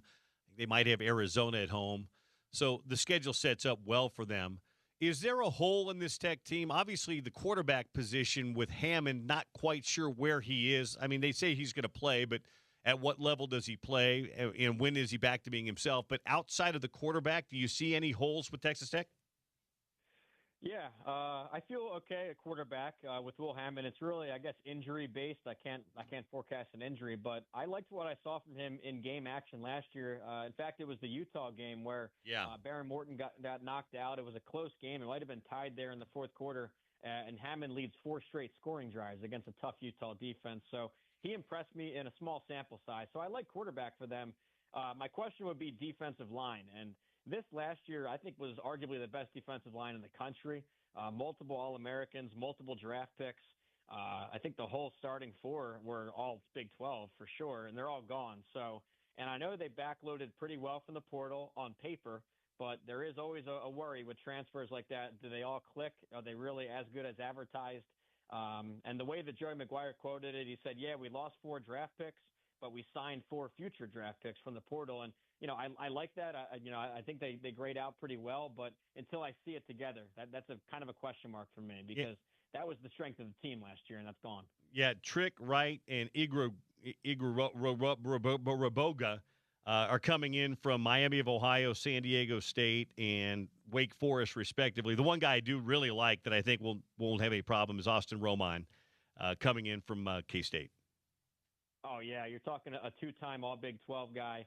I think he made my All-American. So, it's funny nowadays, 2026, I have an All-American, an All-Big 12, and then I have an All-Transfer team just because there's so much movement. And I think I had Romaine on my All-Transfer team along with BYU's linebacker, Cade Ulave, coming up from Cal. So, yeah, they signed arguably the top linebacker in the portal. That position's fine. They've got Ben Roberts back, who was Jacob Rodriguez's, co-star at the linebacker. So I like the rest of this Tech roster, and I'll put it in perspective this way. And you look at transfer portal, Texas Tech signed 20 4-star transfers the last 2 cycles combined, 20 of them. The average Big 12 team signed 2. So you got 20 to 2. There's, the recruiting rankings and all that's more right than wrong. So I know they have pro talent there, and I think they'll be back in Dallas for the Big 12 title game. Who's a sleeper team for you in the Big 12? Sleeper team for me, I think, would be TCU. Now, after the Tech, BYU, Utah tier, you got like a 6-way logjam of teams that you could argue for 4th. And I emerged with TCU, and it might not be the sexiest pick because you don't see them really in the transfer portal bringing in known players. But I look at the high school recruiting trail for TCU, and they're number 1 along with Texas Tech over the last 4-year average in high school recruiting. A lot of 4-stars, more than you find at most Big 12 spots. And, talking to Sonny Dykes, his main thing was roster retention. He wanted to keep those guys in-house because he likes what he's got. I think they only signed 8 transfers. Question for them is a quarterback. They brought in a Harvard quarterback, Jaden Craig. He graded out well, but you just never know with FCS to the Big 12 transition. But I like TCU just on sheer recruiting firepower and their retention. Of course, you have other candidates. You've got the Arizona teams, Kansas State coaching transition with Colin Klein. And then the real wild card is Oklahoma State, bringing up that whole North Texas offense, Eric Morris. So that's the kind of your wild card. But, yeah, I'll go TCU as the dark horse sleeper to make it to Dallas. Tell them where to get the magazine or the book, Brett. Thanks so much. Yeah, it's only available on pick6previews.com. That's all spelled out, Pick6 Previews. You have the digital option, the hard copy, which comes with the digital, and then the in-season product, too. If you like this stuff, you want to get my picks every week, my projections against the spread stuff. That's every Tuesday. It's called Pick6 Plus, and you'll find that on the website as well. Yeah, and by the way, if you go with that digital copy like I did, you'll have it immediately. If you want to get the hard copy, too, you get the digital copy with it. It's a great deal. And as always, he's done his homework, and it's great information and great prep for the season, which we're 48 days away from. Great catching up with you. Thanks, Bill. Appreciate it. Anytime. Brett Ciancia with us here on the Sean O'Connell Show. Bill Riley sitting in today. We'll come back, and my daily dump today will be my preseason Big 12 power poll. That'll be next. Sean O'Connell Show. Bill Riley sitting in. ESPN 700, 92.1 FM.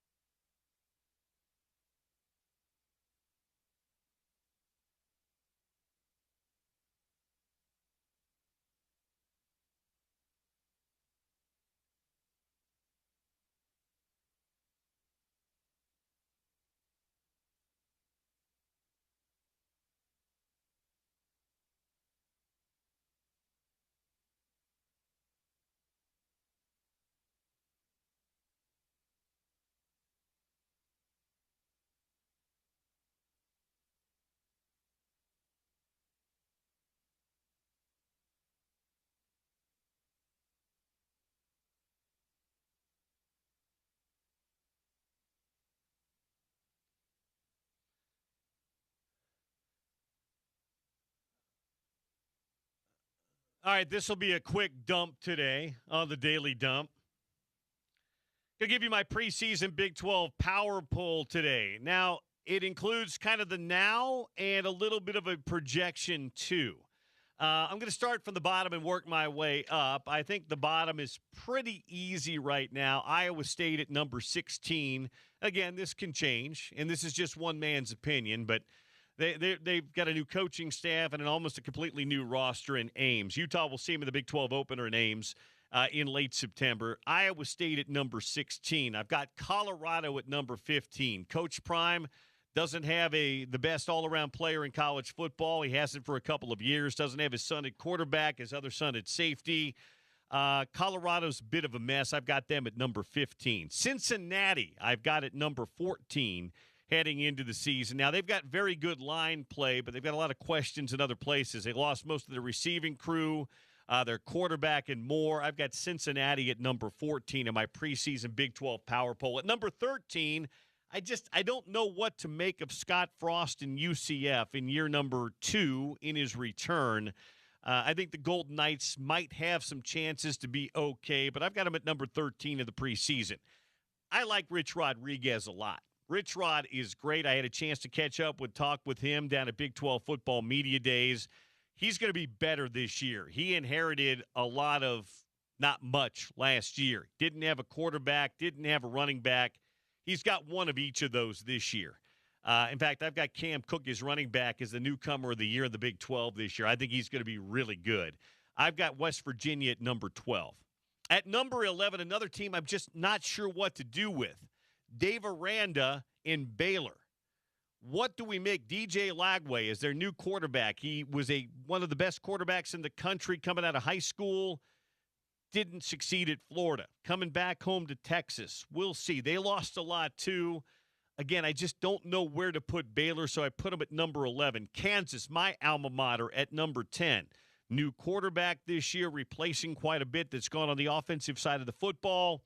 I think Lance Leipold's a good coach. He brings back his offensive coordinator that had left him for Penn State. Going to stick Kansas at number 10. Here's the team that everybody loves. They're kind of the darling of the preseason. I think they're going to be a lot better than they were last year because they couldn't be a lot worse than they were when they fired Mike Gundy in season. I think Oklahoma State makes a big jump this year with Eric Morris. Came from the Mean Green of North Texas, brought his quarterback, brought his running back, brought his receiver. About the only guy he didn't bring with him was Ethan Day, the defensive end, who's now at Utah. But I think Oklahoma State makes a big jump this year. I don't think they're going to contend for the title, but they could upset the apple cart with somebody and pull an upset. They're at number 9.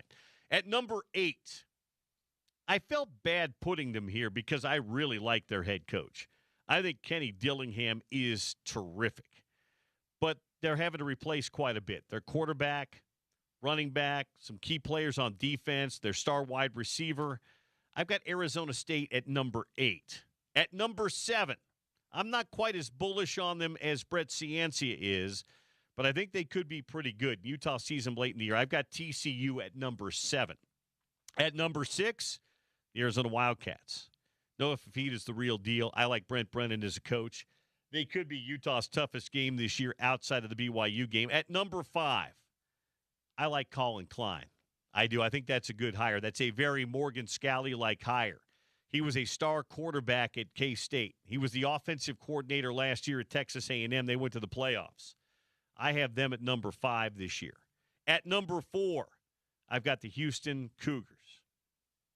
I think Willie Fritz is a good coach. I think Connor Wegman's a good quarterback. They add a good running back out of the portal, and their defense has been lights out the last couple of years. I think their schedule is going to be tougher this year, though, than what it's last year. At number 3, the BYU Cougars. I think they're going to be very good again. But they've got trips to Utah and TCU, and they've got Notre Dame at home. Kalani's team is going to be good. I've got them number 3 in my preseason power poll. Number 2, University of Utah. This team is much better than those on the outside, no. I think they could be 8-0 heading into BYU at home. Then they've got TCU and Arizona on the road. I think it's going to be a really good year. And preseason power poll, Texas Tech. Somebody once said, I believe that was my guy Ric Flair, to be the man, you've got to beat the man. They're the man in the conference. They are the champs. They are loaded again talent-wise. They don't have to play Utah. They don't have to play BYU, and all their toughest games are at home. Texas Tech is my preseason number one in my Big 12 power poll. Texas Tech, Utah, BYU, Houston, Kansas State, Arizona 6, TCU 7, ASU 8, Oklahoma State 9, Kansas 10, Baylor 11, West Virginia 12, UCF 13, Cincinnati 14, Colorado 15, Iowa State at number 16. And as always, this poll is one man's opinion, that man being me. But it may not mean anything. In fact, I could tell you it doesn't mean anything. But it's fun to do. So there you go. Daily Dump brought to you by Valley Plumbing, Heating, and Air. All right, just a reminder, Zach Bryan coming to Rice-Eccles Stadium August the 7th. ESPN 792.1 FM. Want to send you and your concert buddy to the show. Tune into the drive with Spence Checketts around 4:20 for your chance to score a pair of tickets. More details at ESPN700sports.com. 2 hours down, 1 hour to go on this Friday. My friend Sarah Todd, Jazz Insider from the D News, will join us. We'll talk a little bit about Summer League and the season ahead with Sarah next here on ESPN 700 and 92.1 FM.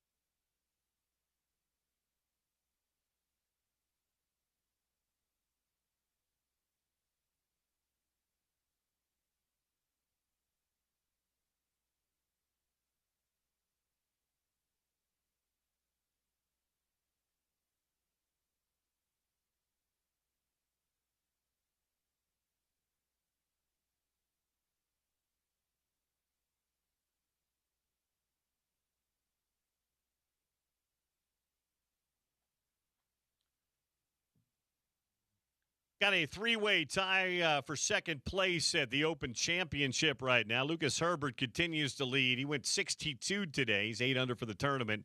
Bryson DeChambeau has got one hole to play. He just pulled it to 6 under par. He, Cam Young, and Suber at 6 under. Sam Burns at 5 under. Gerard also on the course still. 5 under through 15. Scotty Scheffler heading to 18. He's at -4. Tommy Fleetwood still out there. Is daylight still popping at Royal Birkdale? And we'll keep you updated on that. We'll give you one more leaderboard update before we get out of here today. Final hour of the program, I'll give you my World Cup preview for the final coming up on Sunday. Spain and Argentina coming up in just a bit. Sarah Todd's going to join us here in just a moment or so as well. Got a couple of other text messages here from you guys today, 877-353-0700. This one comes in from Spencer McKay. Hey, Spencer. Hey, Bill, great to have you back on the blowtorch. Here's a question. What do you think are the odds of Utah or the Big 12 getting 2 teams into the playoffs? What would have to happen for that to take place? Well, I think let's just put it this way. I think Texas Tech is likely to be there only because their schedule's pretty easy. I could see them maybe one loss heading to the Big 12 championship game, maybe even undefeated going into that. So I think they probably are there. Utah or BYU have a chance to get in. You just, if you want to assure yourself of getting in the playoff, you have to have one loss. You could be a 2-loss team to get in. If BYU were to beat Notre Dame in the regular season, but then maybe have 2 losses in the Big 12, they would still be in pretty good shape. Utah doesn't have a great non-conference schedule, but let's say the Utes went 11-1 in the regular season, but then lost in the Big 12 championship game. I think they'd have a chance to get in there as well. So it's not a lock by any means, but I think they'll have a chance this year. But BYU having that Notre Dame non-conference game can really help their cause. This one comes in from Jay. Says, Bill, always great to hear from you. I'm very excited. 48 days to go. Go Utes. Well, thanks, Jay. I'm excited, too. 877-353-0700 gets you in and on board today here on the Sean O'Connell Show. Bill Riley filling in for Sean today. We'll talk some Jazz coming up momentarily here with Sarah Todd of the D News. This text from texter 0752. Hey, Bill, great to hear your voice. You mentioned Andy Ludwig in passing a little while ago. I still feel bad for the way he left the program. He was so successful here. He led our offense to 2 Pac-12 championships. We kicked USC's ass 3 times in a row. He also led that offense to beat Nick Saban in Alabama. I'm a little bit baffled about how a guy who is so great suddenly loses his touch. Did Ludwig lose his game, or was the offense so bad because of a massive number of injuries? Did he just take one for the team because somebody needed to be fired? No, Andy did not lose his touch. Andy was a great offensive coordinator, not just at Utah, but other stops as well.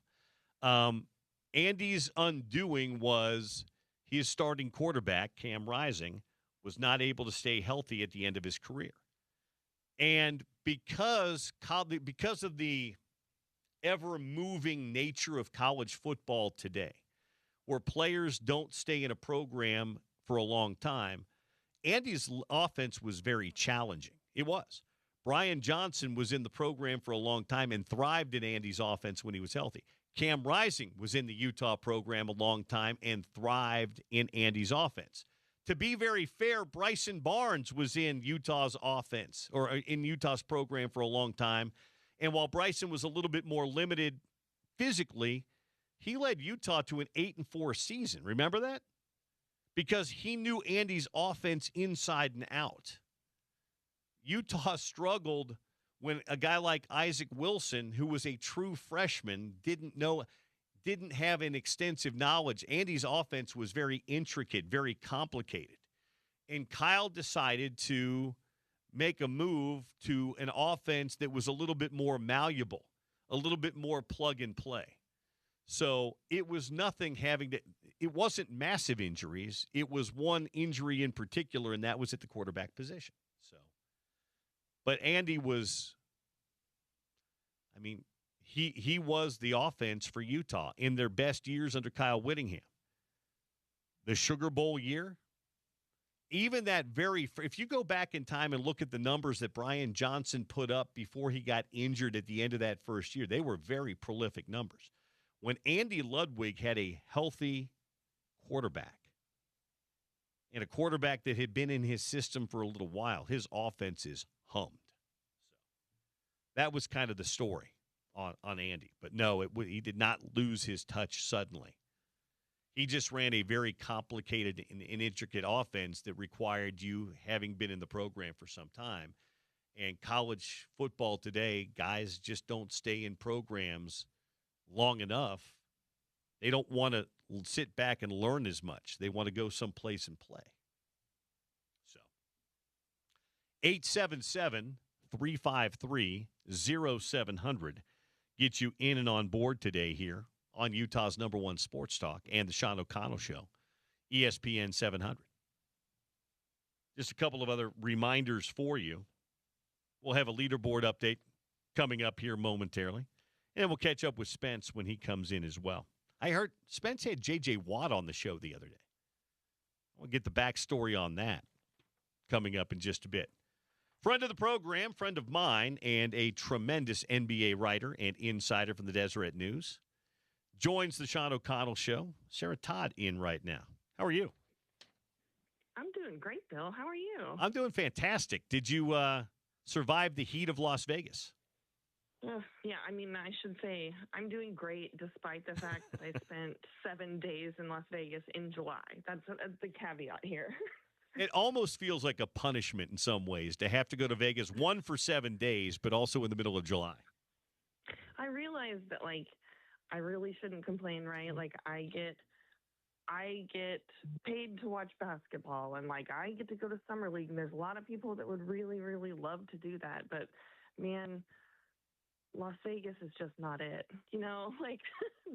There's a lot of places. Let's move it. Let's have NBA Summer League in San Diego, right?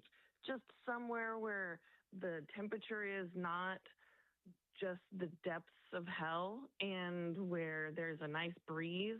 It's just anywhere else other than the place where it could be the hottest and most depressing during the daytime. Yeah, at least the games aren't being played outside. At least you're inside for those games. But in San Diego, play them up on the Mesa at Viejas Arena or downtown at the old sports arena or at the convention center. Oh, that would be bad.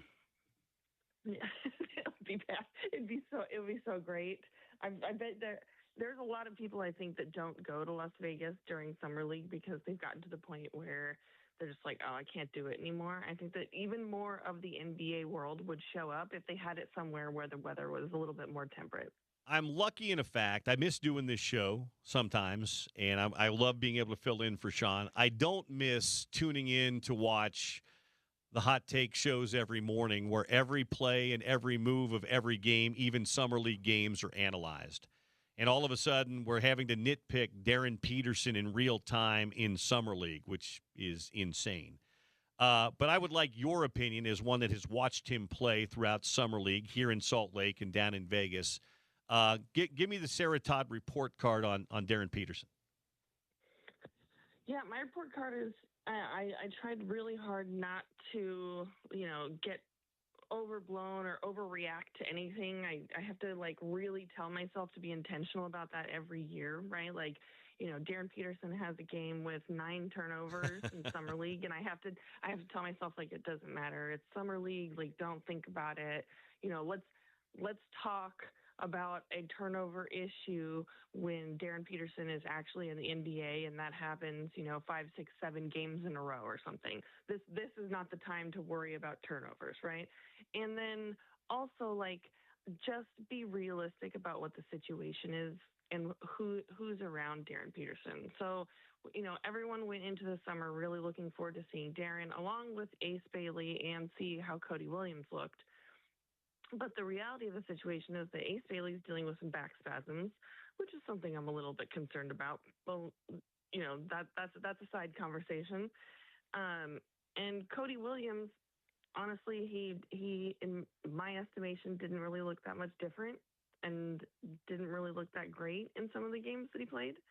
And so you've got the number 2 pick, who was in many people's eyes could have been the number 1 pick, and a bunch of guys playing around him that are probably never going to sniff NBA minutes.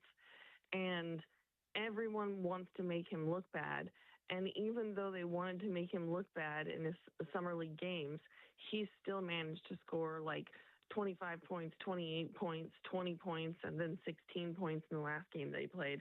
Like, that is pretty good. I mean, he was double teamed, triple teamed. They were blitzing him on basically every play, which is, that's kind of par for the course in summer league. Defenses are really, really aggressive because they're just trying. Some of these guys want to play defense in summer league just because they want that breakaway dunk, right? And some guys want to do it because they want to look better than the number 1 or number 2 pick. And so they're scratching, clawing, they're, fouling guys left and right. And so the way that I saw it is, no matter what you think about Darren Peterson, the fact that he was basically getting double or triple teamed on every play, and he still managed to look like the best player on the floor on most possessions, there's something really special about that, considering that he's 19. Again, small sample size, but what you've seen of him this summer playing with guys that he won't likely play with this season, when he plays next to Keontae George and Lowry Markin and Jaren Jackson, what skill set or what part of his game kind of gives you the most hope, or should give Jazz fans the most hope of, again, small sample size, Sarah? Yeah, and I mean, I've watched so much of his film from Kansas, and then also film from before that too. And he just has, there's 2 things that really, really excite me. It's just his feel for the right moment to shoot, and the fact that he's so fluid, and he just everything always looks like it's going to go in because he has such great touch. And so that's whether he's at the basket or a little short, like floater shot, he's got mid-range jumpers, the way that he pulls up from 3, just every single time that he goes up for a shot, it feels like the right decision, the right shot, and he's got such great touch from everywhere. So it's just, he's a walking bucket. That's exciting. But I think the thing that most excites me is that at 19, especially, like, have to remember that this guy is a literal teenager, that he doesn't get sped up, and that, like, when he's pressured, he really understands how to draw contact, and he really understands, like, great ways to move and get off the ball, and he knows how to change speeds. Like, he knows how to speed up physically but doesn't get sped up mentally. And it's just not often that you see that in a 19-year-old. He is so smart with the basketball in his hands, and that makes me really excited, because he's not going to have to go through, like, the learning curve of how to draw contact or get off the ball when he is double teamed. Like, those small things that rookies have to deal with, it just looks like he already knows how to do them. Sarah Todd with us from the Deseret News. We're talking a little bit about Jazz Summer League. It's funny you mentioned all those things. I'm lucky enough to work with Alex Jensen, who's got a little bit of experience in pro basketball, and we were talking about Darren Peterson. We saw him this year when Utah played Kansas, and I asked Al about him, and he just said, hey, he just makes it look easy. And this was, back in February. He said he's a pro, and he just makes it look, as you said, fluid and easy. And this was Alex talking about him when he was playing at Kansas, dealing with injuries and stuff. And I said, he said, oh, he's going to be a good pro. And that was back then. And Al's got a pretty good eye for those things. Yeah, I mean, I've, talking to, like, Steve Warshawski, the Jazz assistant coach, who was their head coach during summer league, he was head coach at Marquette for many years, and he was an assistant at Duke. Like, he's seen guys go through the college system. He knows what players look like when they're that age, when they're Darren Peterson's age. And he was like, I've seen a lot of great players in my day, and, like, the fact that he does that he makes it look easy, that he is so smart, and that he doesn't, he deals with pressure within the game so well, like, that is unique to people his age. And so and I've heard what Alex said, he makes it look easy. That phrase comes up every time you talk to scouts or executives just across the league about Darren. They say it over and over again. He makes it look easy. And if someone is making it look that easy at 19 years old, like, I guess it's, you can get away get ahead of yourself thinking about the potential of what he might look like when he's 23, 24, 25, when he starts to hit his NBA prime. It does really feel like the sky is the limit for somebody like him. Hard to grade Bailey because, as you said, the back spasms. Are Jazz people you've talked to concerned at all about the back spasms, or is this something that will pass? Yeah, I mean, there is a little bit of concern about it.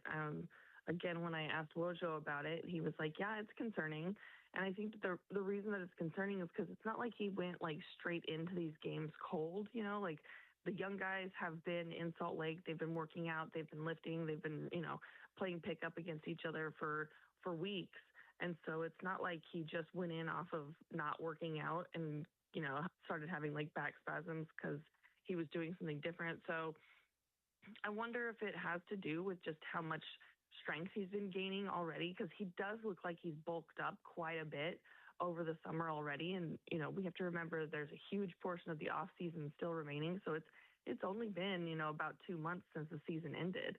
And so I just think that is a little bit concerning. And so I'm, it's in the back of my mind thinking about it, but there's so much time remaining in the off season. And so they probably are going to have this under control, and like it shouldn't be an issue as we go into the regular season.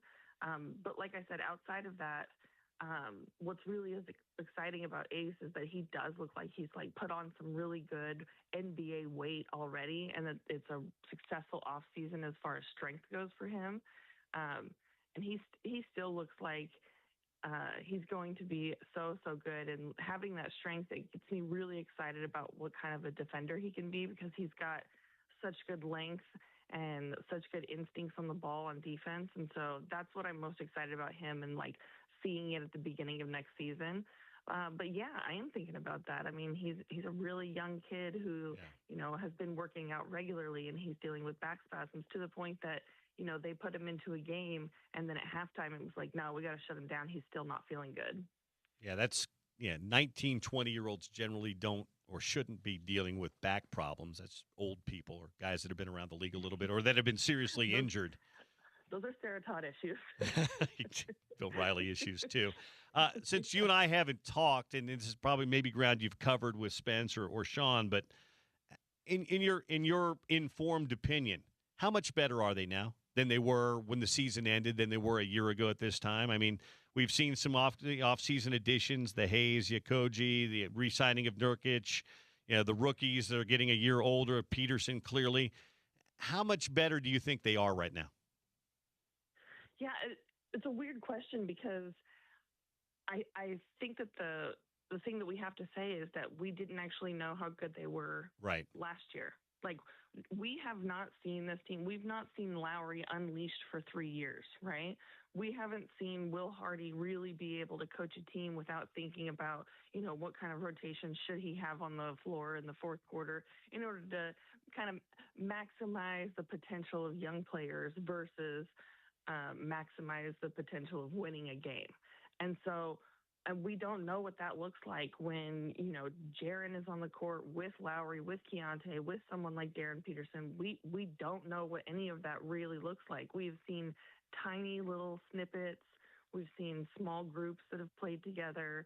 We've seen just a little bit of it to where we think we know what it could look like, but we don't even know before the off-season additions, before any of it.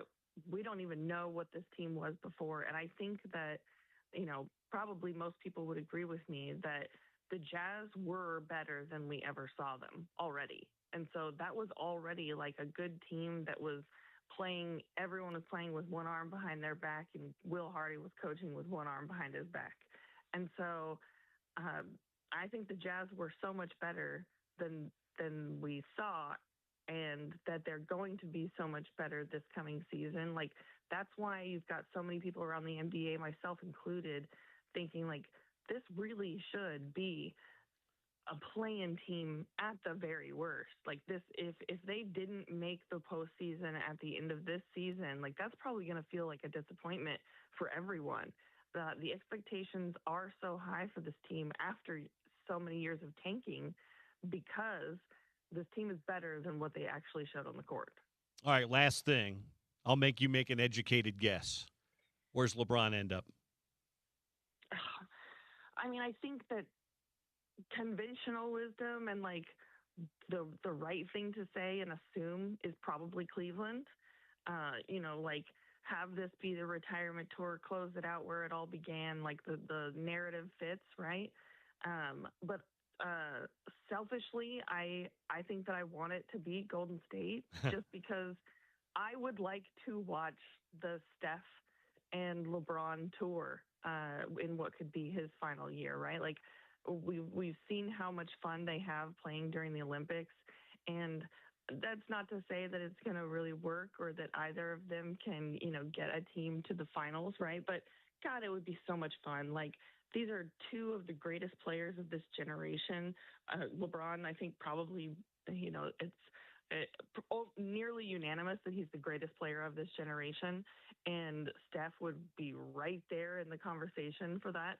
And man, to watch them play together, like I think that it's what basketball deserves. So selfishly, I just think that would be the most fun answer. Well, apparently Pat Riley has made his pitch to Rich Paul, and so we'll see if he ends up in Miami. Yeah, I mean, that wouldn't surprise me too. Like LeBron playing with Giannis, right? Like LeBron pairing with any of these guys, yeah. Right? LeBron going to play with Donovan and James Harden, closing it out where it all began. LeBron going back to Miami and trying to bring one more championship while playing with, Bam and Giannis, or LeBron going to Golden State and finally pairing up with Steph Curry and also playing with Jimmy Butler when he gets back at some point. Like all of those answers are fun and they make sense. And I mean, I'm with everyone else. Like I'm just holding my breath and waiting until we find out what's actually going to happen. Hey, Sarah, thanks for doing this. Great catching up. We'll talk to you soon. Absolutely. No problem. Talk to you soon, Bill. Sarah Todd, Deseret News, Jazz Insider, NBA Insider, terrific writer. And read her stuff at DeseretNews.com, Deseret.com. They changed the link to that website like 8 million times. Deseret.com. And she's got stuff up there. Wrote a piece yesterday on the Jazz two-way players and a piece a couple of days ago on Darren Peterson as well. So catch that where you will and make of it what you will as well. As the Utah Jazz, I think, and I agree with Sarah, and I think I've talked to Gordy about this too. If they're not at least a play-in team, I think it's been something's either gone cataclysmically wrong or it's been a major disappointment because there's just enough talent there. Hell, the Jazz, even before they started tanking, were playing. I mean, when they finally decided they were going to stink, then they stunk. But even when they weren't quite talented a couple of years ago, they were competing and winning games. There's talent on that roster now.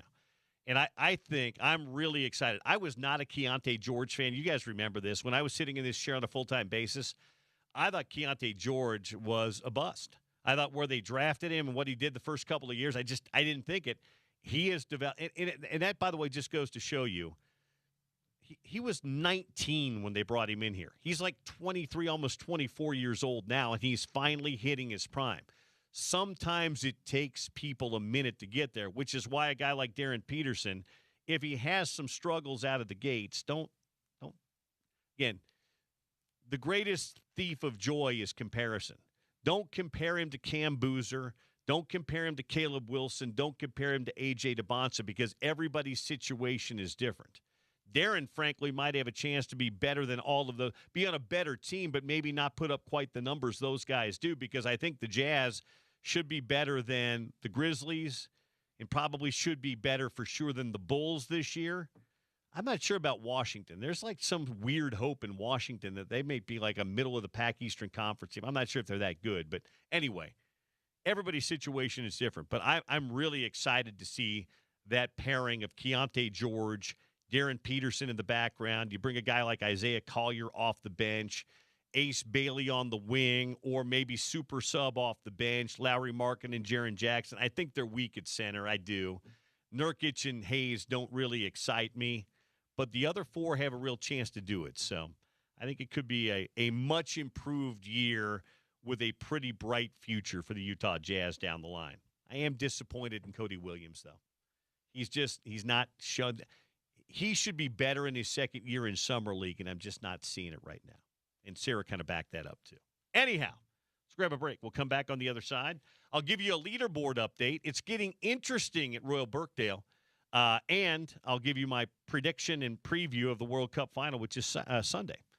All that coming up here on the Sean O'Connell Show. Bill Riley in today on a Friday on ESPN 700.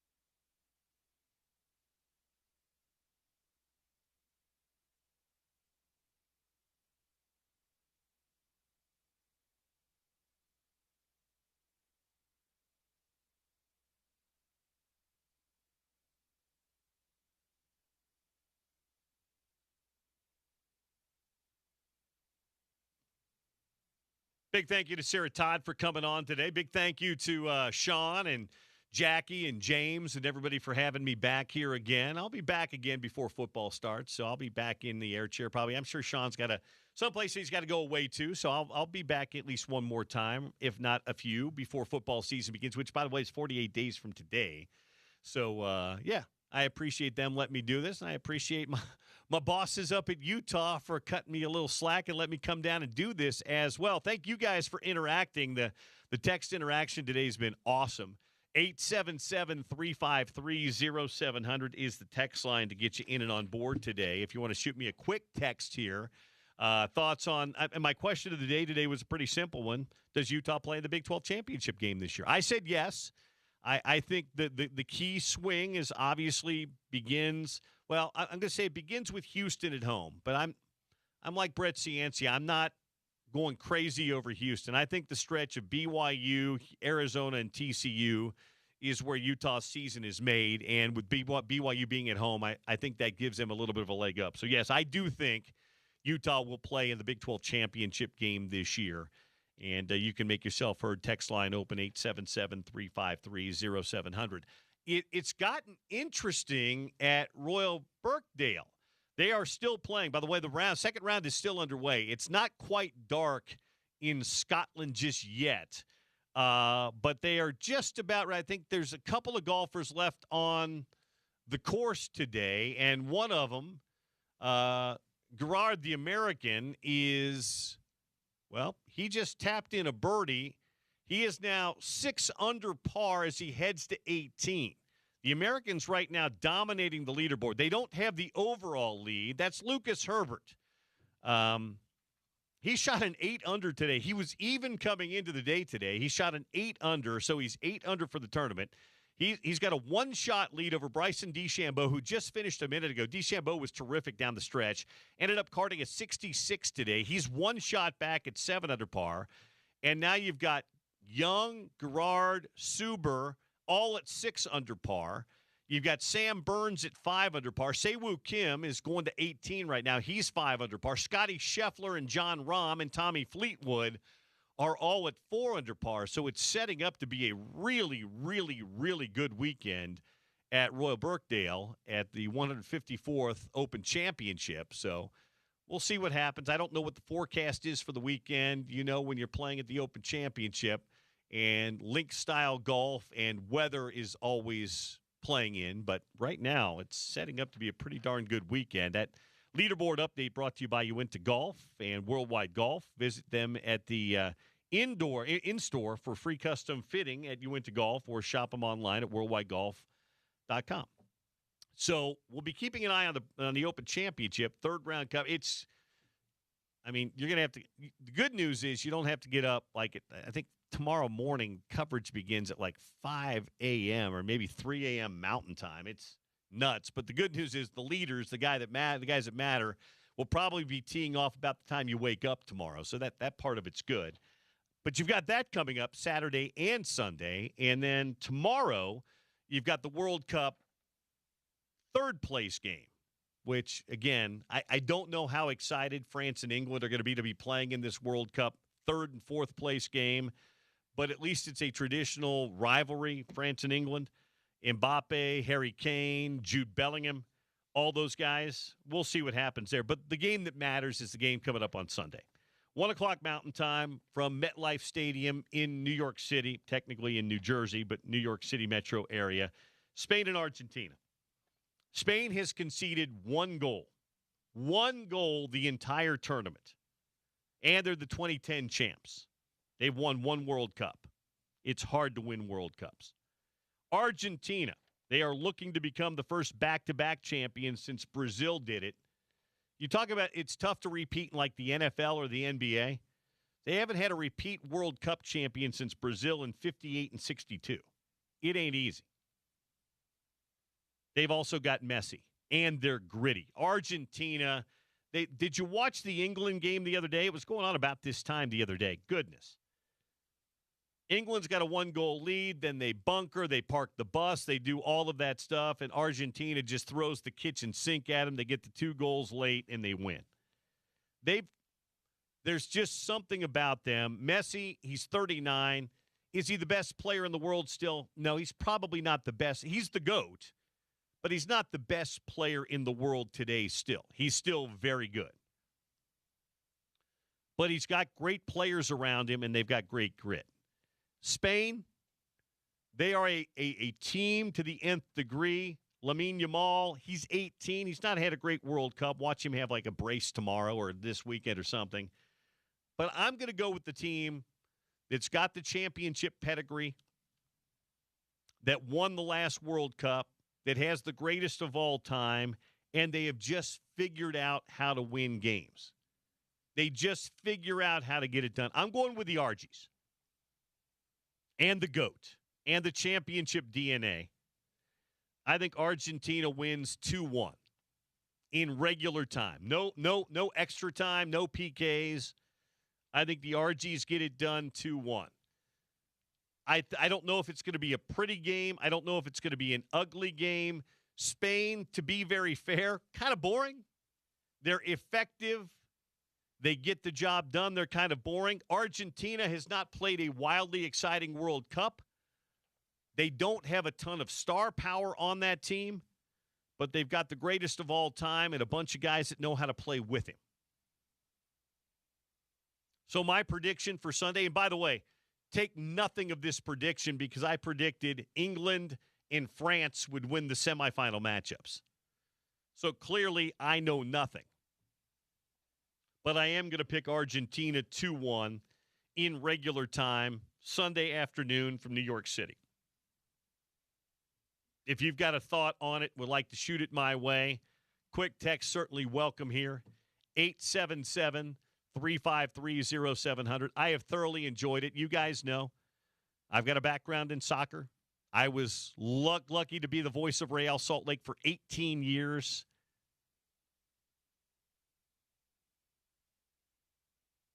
So I love this. I love the fact that it's been in the United States on our time frame. And I haven't had to get up in the middle of the night or stay up super late at night to watch. I would anyway. But I think it's everything you wanted. The United States was good and exciting until they got bumped by Belgium. Was it disappointing? Yes. But it wasn't unheard of. You've had upsets in some early rounds. You had some big names knocked out early. But it's a little bit like March Madness, right?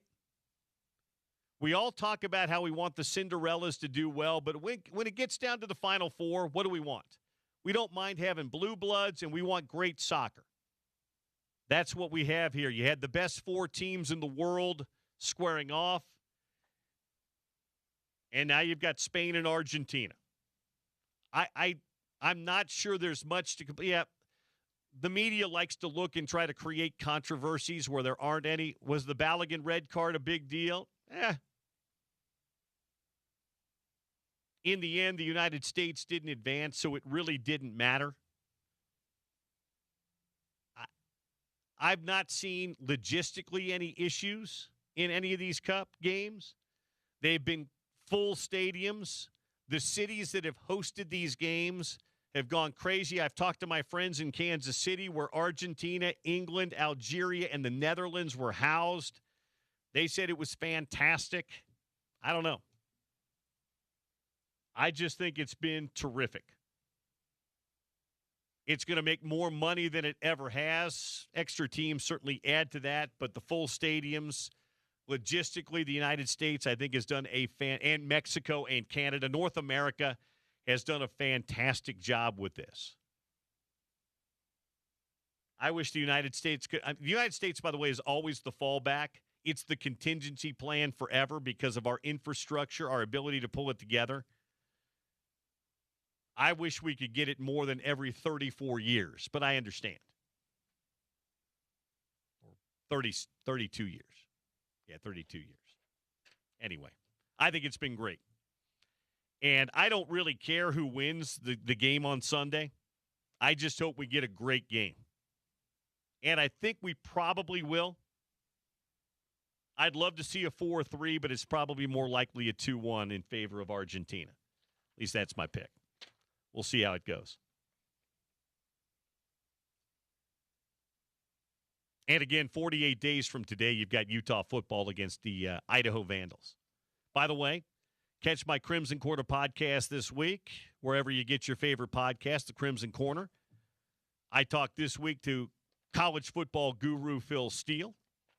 If you're not listening, please add it to your podcast rotation. And My podcast series with the Utah football coaches will begin dropping next Thursday. Kevin McGivern will be our first Under the Headset interview, and it will have a video component. So you can not just listen, but you can watch on YouTube, on the Utah Athletics YouTube channel, or listen to iTunes, Spotify, any of those great places you get your podcasts. More content coming this fall, I promise.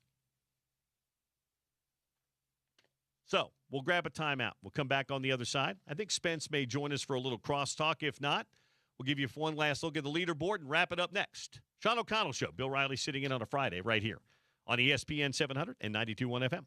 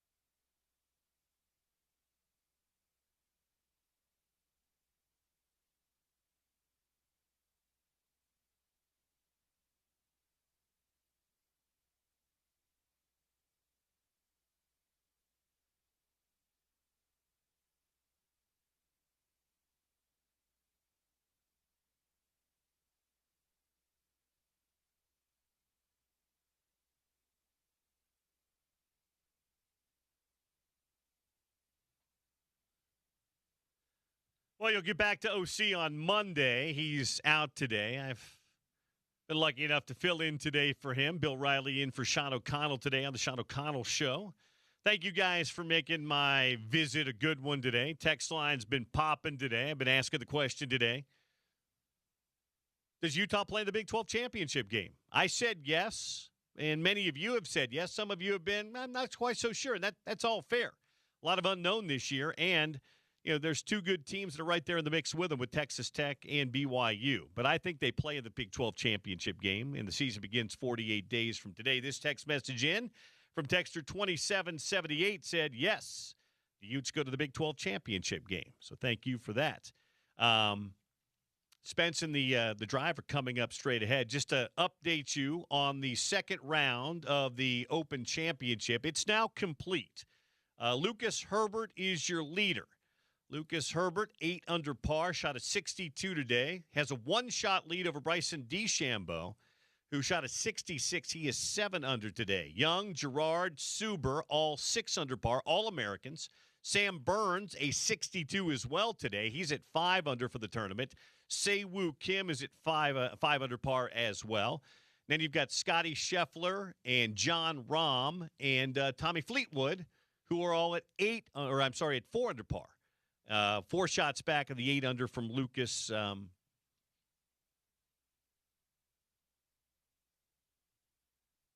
Herbert, who shot an 8 under today. So that's your leaderboard update brought to you by our friends at Uinta Golf at the 154th Open at Royal Birkdale.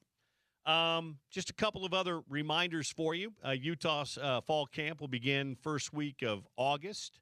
Don't have the exact date yet, but that will be coming out. If you missed anything from today's show, you should be able to find it at ESPN700sports.com or as well on the app. So find out any of those interviews or anything, any bit of the content you need in those spots. And again, you can find my podcast, the Crimson Corner Podcast, where you get your podcasts. And we'll also have the Under the Headset podcast coming your way very soon as well, dropping next Thursday, where I sit down with the Utah football coaching staff, talk a little bit about their journeys and the season ahead as well. So those will be where you find your podcast. That will have a video component to it as well, so you can watch those as well as listen to them. This show and The Drive also have a video component to them. So you've watched me for the last 3 hours. You can watch Spence on the ESPN 700 YouTube channel, and he joins us right now. He looks like he just comes fresh from the TV studio at KUTV. Is that makeup I see on you? This is vitamin C skincare. You look like you've hydrated well, my friend. I've got a new skincare routine. Do you really? Have you ever done this before? No. So it's kind of wild. Okay. There's this trend going around. Have you leaned into AI at all? Are you using it? I use it to fact check some stuff. The problem I find is sometimes AI is not reliable. Yeah. Or it misses things. It's very bad at historical sports questions. It is. I don't know if you've noticed this. I asked, so I've been using Claude a little more than ChatGPT. Okay. Because I'm convinced by the young people in my life, like, if you're not familiar with this, then it's going to come get you in a few years. I don't know if that's true. I think it's going to come get us either way. Yeah, we're probably screwed. In fact, I'm starting to question, like, whether or not people are AI. I'm dead serious. I have a standing appointment with a certain situation that I have to, like, make every couple weeks. And not the situation. No, shout out, though, to final year, by the way, of the Jersey Shore. Oh, it's not. They're going to keep doing that until they die. They've got nothing else to do. But shout out, Mike, the situation. He might be running for mayor. Do you still GTL? Every now and again, I will. No, that's a daily thing. That's a way of life, Bill. Gym, tan, and laundry? Yes, of course. It doesn't have to be said out loud. I say GTL, you know what the deal is. I do. It is the situation. So you're the Pauly D of ESPN 700, by the way. I'll take that. I'll lean into that because you would be the situation forever. There's no doubt. You're this weird hybrid of the situation and Snooki somehow. The situation, just with the way that you lived your life and your behavior is Snooki-like. I didn't even know they were still on the air. I saw on MTV there one last go around the Jersey Shore, but like you said, no. Yeah, they're not going anywhere. They'll need money. Is Ronnie? Is he Ronnie still D around? DJing? No, that's Pauly D. Oh no, that's Pauly D. Ronnie's he's the steroid guy, he right? He was the meathead who dated Sammy the sweetheart. Yes. Wasn't Sammy a soccer player? I think she claimed to be. I think she played like collegiate soccer. I don't know. Let's blow out the rundown and just talk Jersey Shore. How did you get connected with JJ Watt? Oh, I heard the teaser. JJ was. I didn't hear the show the other day, and I didn't realize he was on with you. Yeah, it's like most things in my life. My dad's on the board of Burnley. Oh, okay. So it's like, Dad, make this happen, and that's how you make your way through life. He is an investor in Burnley FC, and Burnley, of course, was in town to play RSL, and I saw them training. I was down at the practice facility in Harriman the other day doing a feature on a Utah Royals player who used to play at Utah, and Burnley was out training.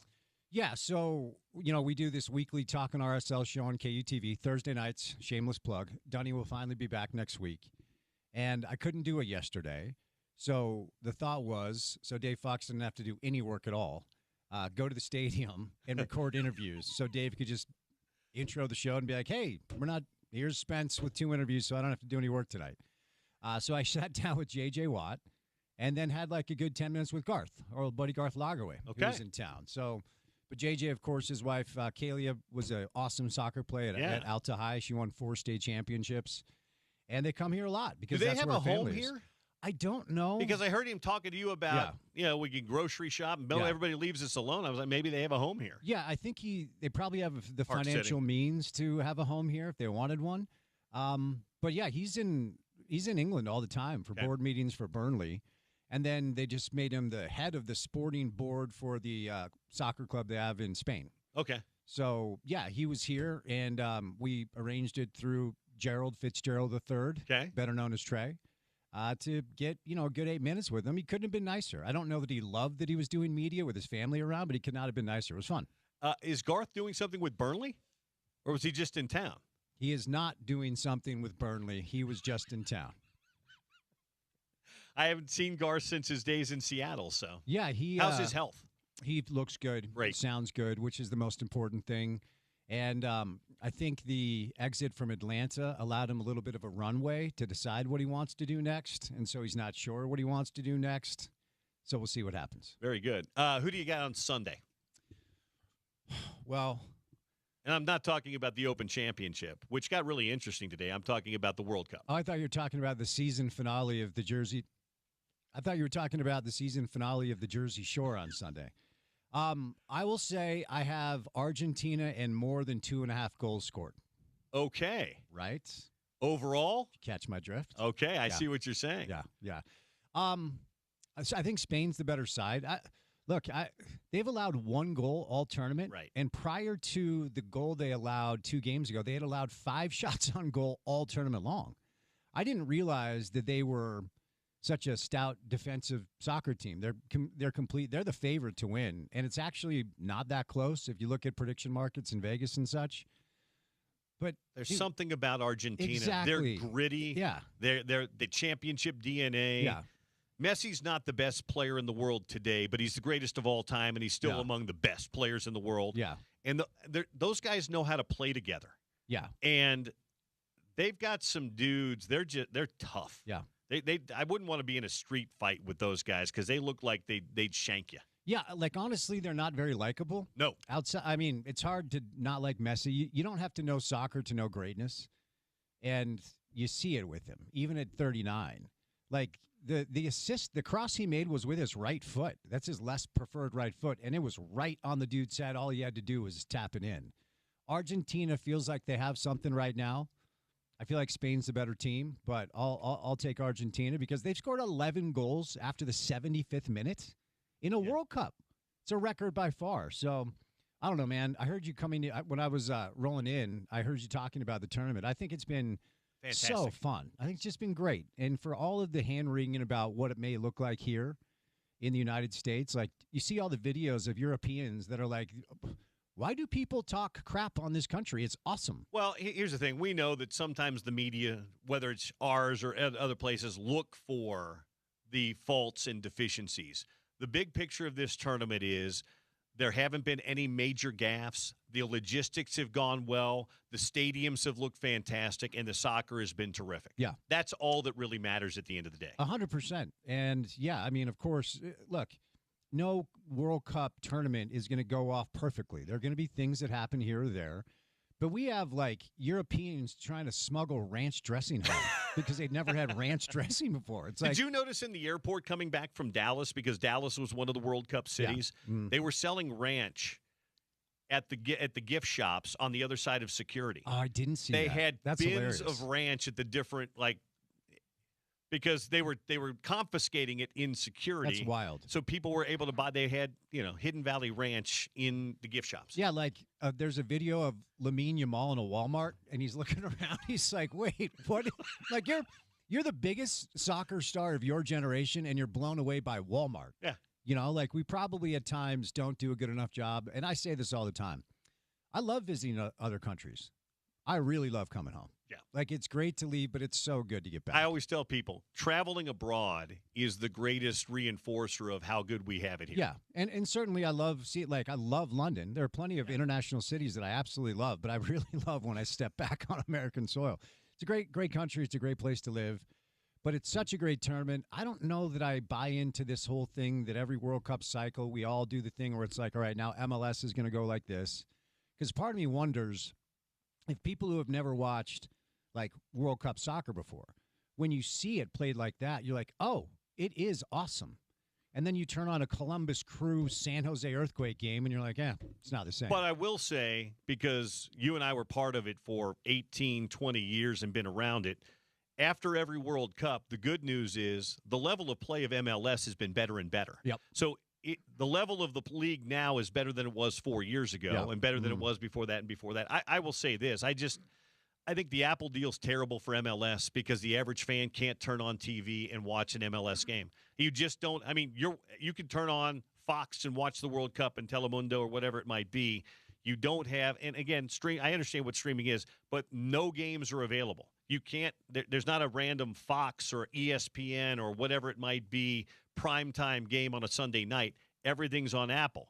And I know the league did that for reasons, but I think for the average fan that's been able just to turn on their TV and watch World Cup, they can't turn on the TV and watch Real Salt Lake and the Columbus Crew or the Austin and Cincinnati or whatever it might be. Well, it also takes away our ability to storytell on a local level. Apple gives RSL a little bit of that. But the old TV deal, and I know not every team in every market had the same deal that RSL had, we had like a 25-minute pregame show where, okay, go sit down with Kyle Beckerman. Go interview Javier Morales. Go, let's let the community get to know our players. Apple's kind of taken that away. Their production's been pretty good. I think their talent's fine. But the list of the three replacements for Don Garber was released today. I saw that. And I will share a little insight. One of those three gentlemen was in the suite for the Messi game when Messi was here. And I had a chance to talk with him. Just real briefly, just introduce myself, and he alluded to the TV thing needing to change. The contract expires in 29, and I think that will coincide maybe with Messi's retirement, but with the way he's playing, maybe he keeps playing. The understanding in the league is the Apple deal was directly tied to the Messi tenure. So if he retires in 29, Apple might be like, hey, we're good because you don't have that guy anymore. And I think that will be good for the league because hopefully it gets some local control back. Yeah, there's nothing wrong with partnering up with streamers. The NFL's, everybody's done it. Yeah. But when it's all in and nothing else, that's where I think it limits the access for the average fan that might want to watch your team. Well said. Before I let you get out of here, I want to see if you read Big 12 Media Days the same way I did. Feel free. I keep saying there was some real Regina George, mean girl, you can't sit with us energy. It feels like everybody hates Tech. Tech hates the league. Vegas and prediction markets are telling all of us Tech is the heavy favorite. Coaches vote BYU. I don't think it's an anti-Joey Maguire thing. In fact, I think most coaches feel bad for him. Yeah. News is leaked that the day before Ken Paxton files his lawsuit, Cody Campbell pledged $275,000 to his Senate bid. Did you sense, like, and it really does feel like it's a tech thing. I don't think it's everybody else, but did you sense that in Frisco a little bit? Oh yeah, I think the media picked up on it just a little bit, and I think the league too because of what they did. And I think Tech is now leaning into wearing the black hat, the bad guy hat, the heel. I'm very curious to see. Their schedule's very easy in tough games at home.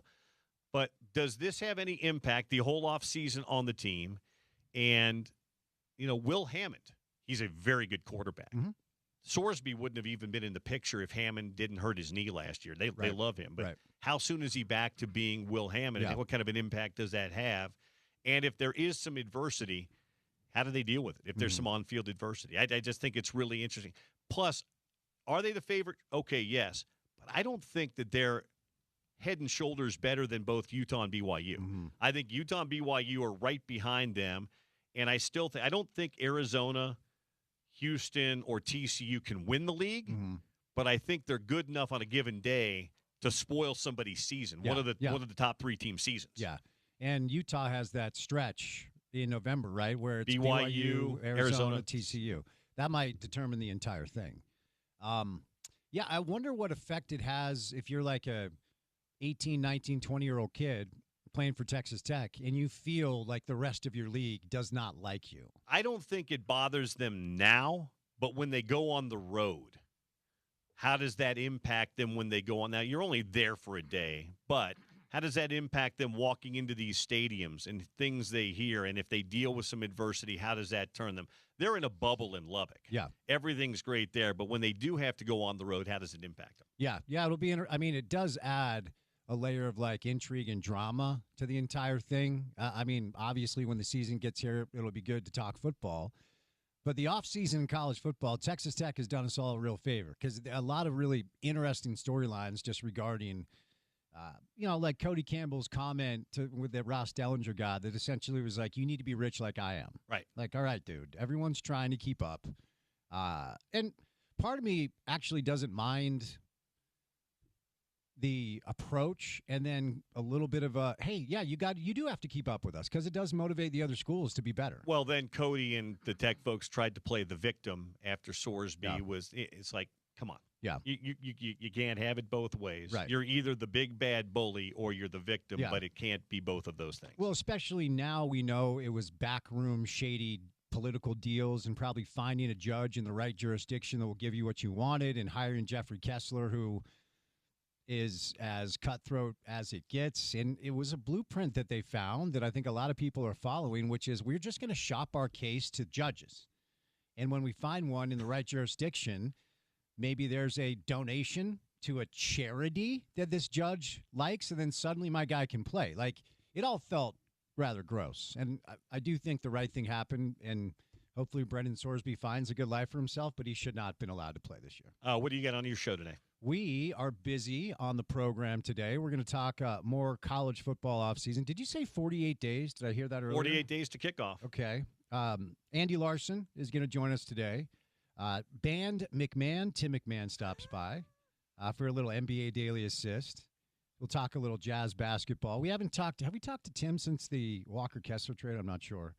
And then we'll do some golf with Paul Pugmire, of course, Open Championship going on. So a little bit of everything on the show. I had a good chat today with Zane Beatles, who's going to the Hall of Fame. Great dude. Yes, and sir. Sarah Todd joined me, too. Sarah had some good insight on the Darren. I hate the instant analyzing of every play, every possession of rookie league of summer league rookie basketball. Mm-hmm. Darren Peterson's going to be good. Yeah. He's going to be just fine. We don't need to analyze guys who are trying to make a team who are picking him up 94 feet, and you get 10 fouls in summer league, so you can just hack the hell out of the second overall pick rookie and make his life hard. Right. The only, I say this every year, the only bad sign in summer league is if your veteran players and high picks don't play well. It's good competition. They're all, pros, but half of them are going to be in China. 75% of them will be in Europe. Some of them we'll never hear from again. We all have summer league anecdotes, namely Greg Ostertag clearly outplaying Tim Duncan in 97. We're all watching like, oh, the Jazz finally found a center. Those two careers went a little differently. And every year there's this dude no one's heard of that's awesome in summer league that we never hear from again. But, like, if Darren wasn't looking like this as your number 2 overall pick, you'd have a problem. But Right. as it is, he's looked really Well, good. it's the same thing we say with spring football. Right. Some guy has a crazy 4-touchdown spring football game, and then he never sees the field in the fall. Right. So let's not overanalyze it. GTL and Absent Zertsoon. Daily. That's my life. Let's get together. Love it, buddy. Good to see I you. wish the Zephyr was still over there. Don't. Breaking my heart. I know. Miss the Zephyr. Good to see you, Bill. You too. That's Spence Checketts. He's coming up next with The Drive. His producer and Tim Ream doppelganger will be producing. That's Porter Larson. That'll be next right here on ESPN 700 and 92.1 FM.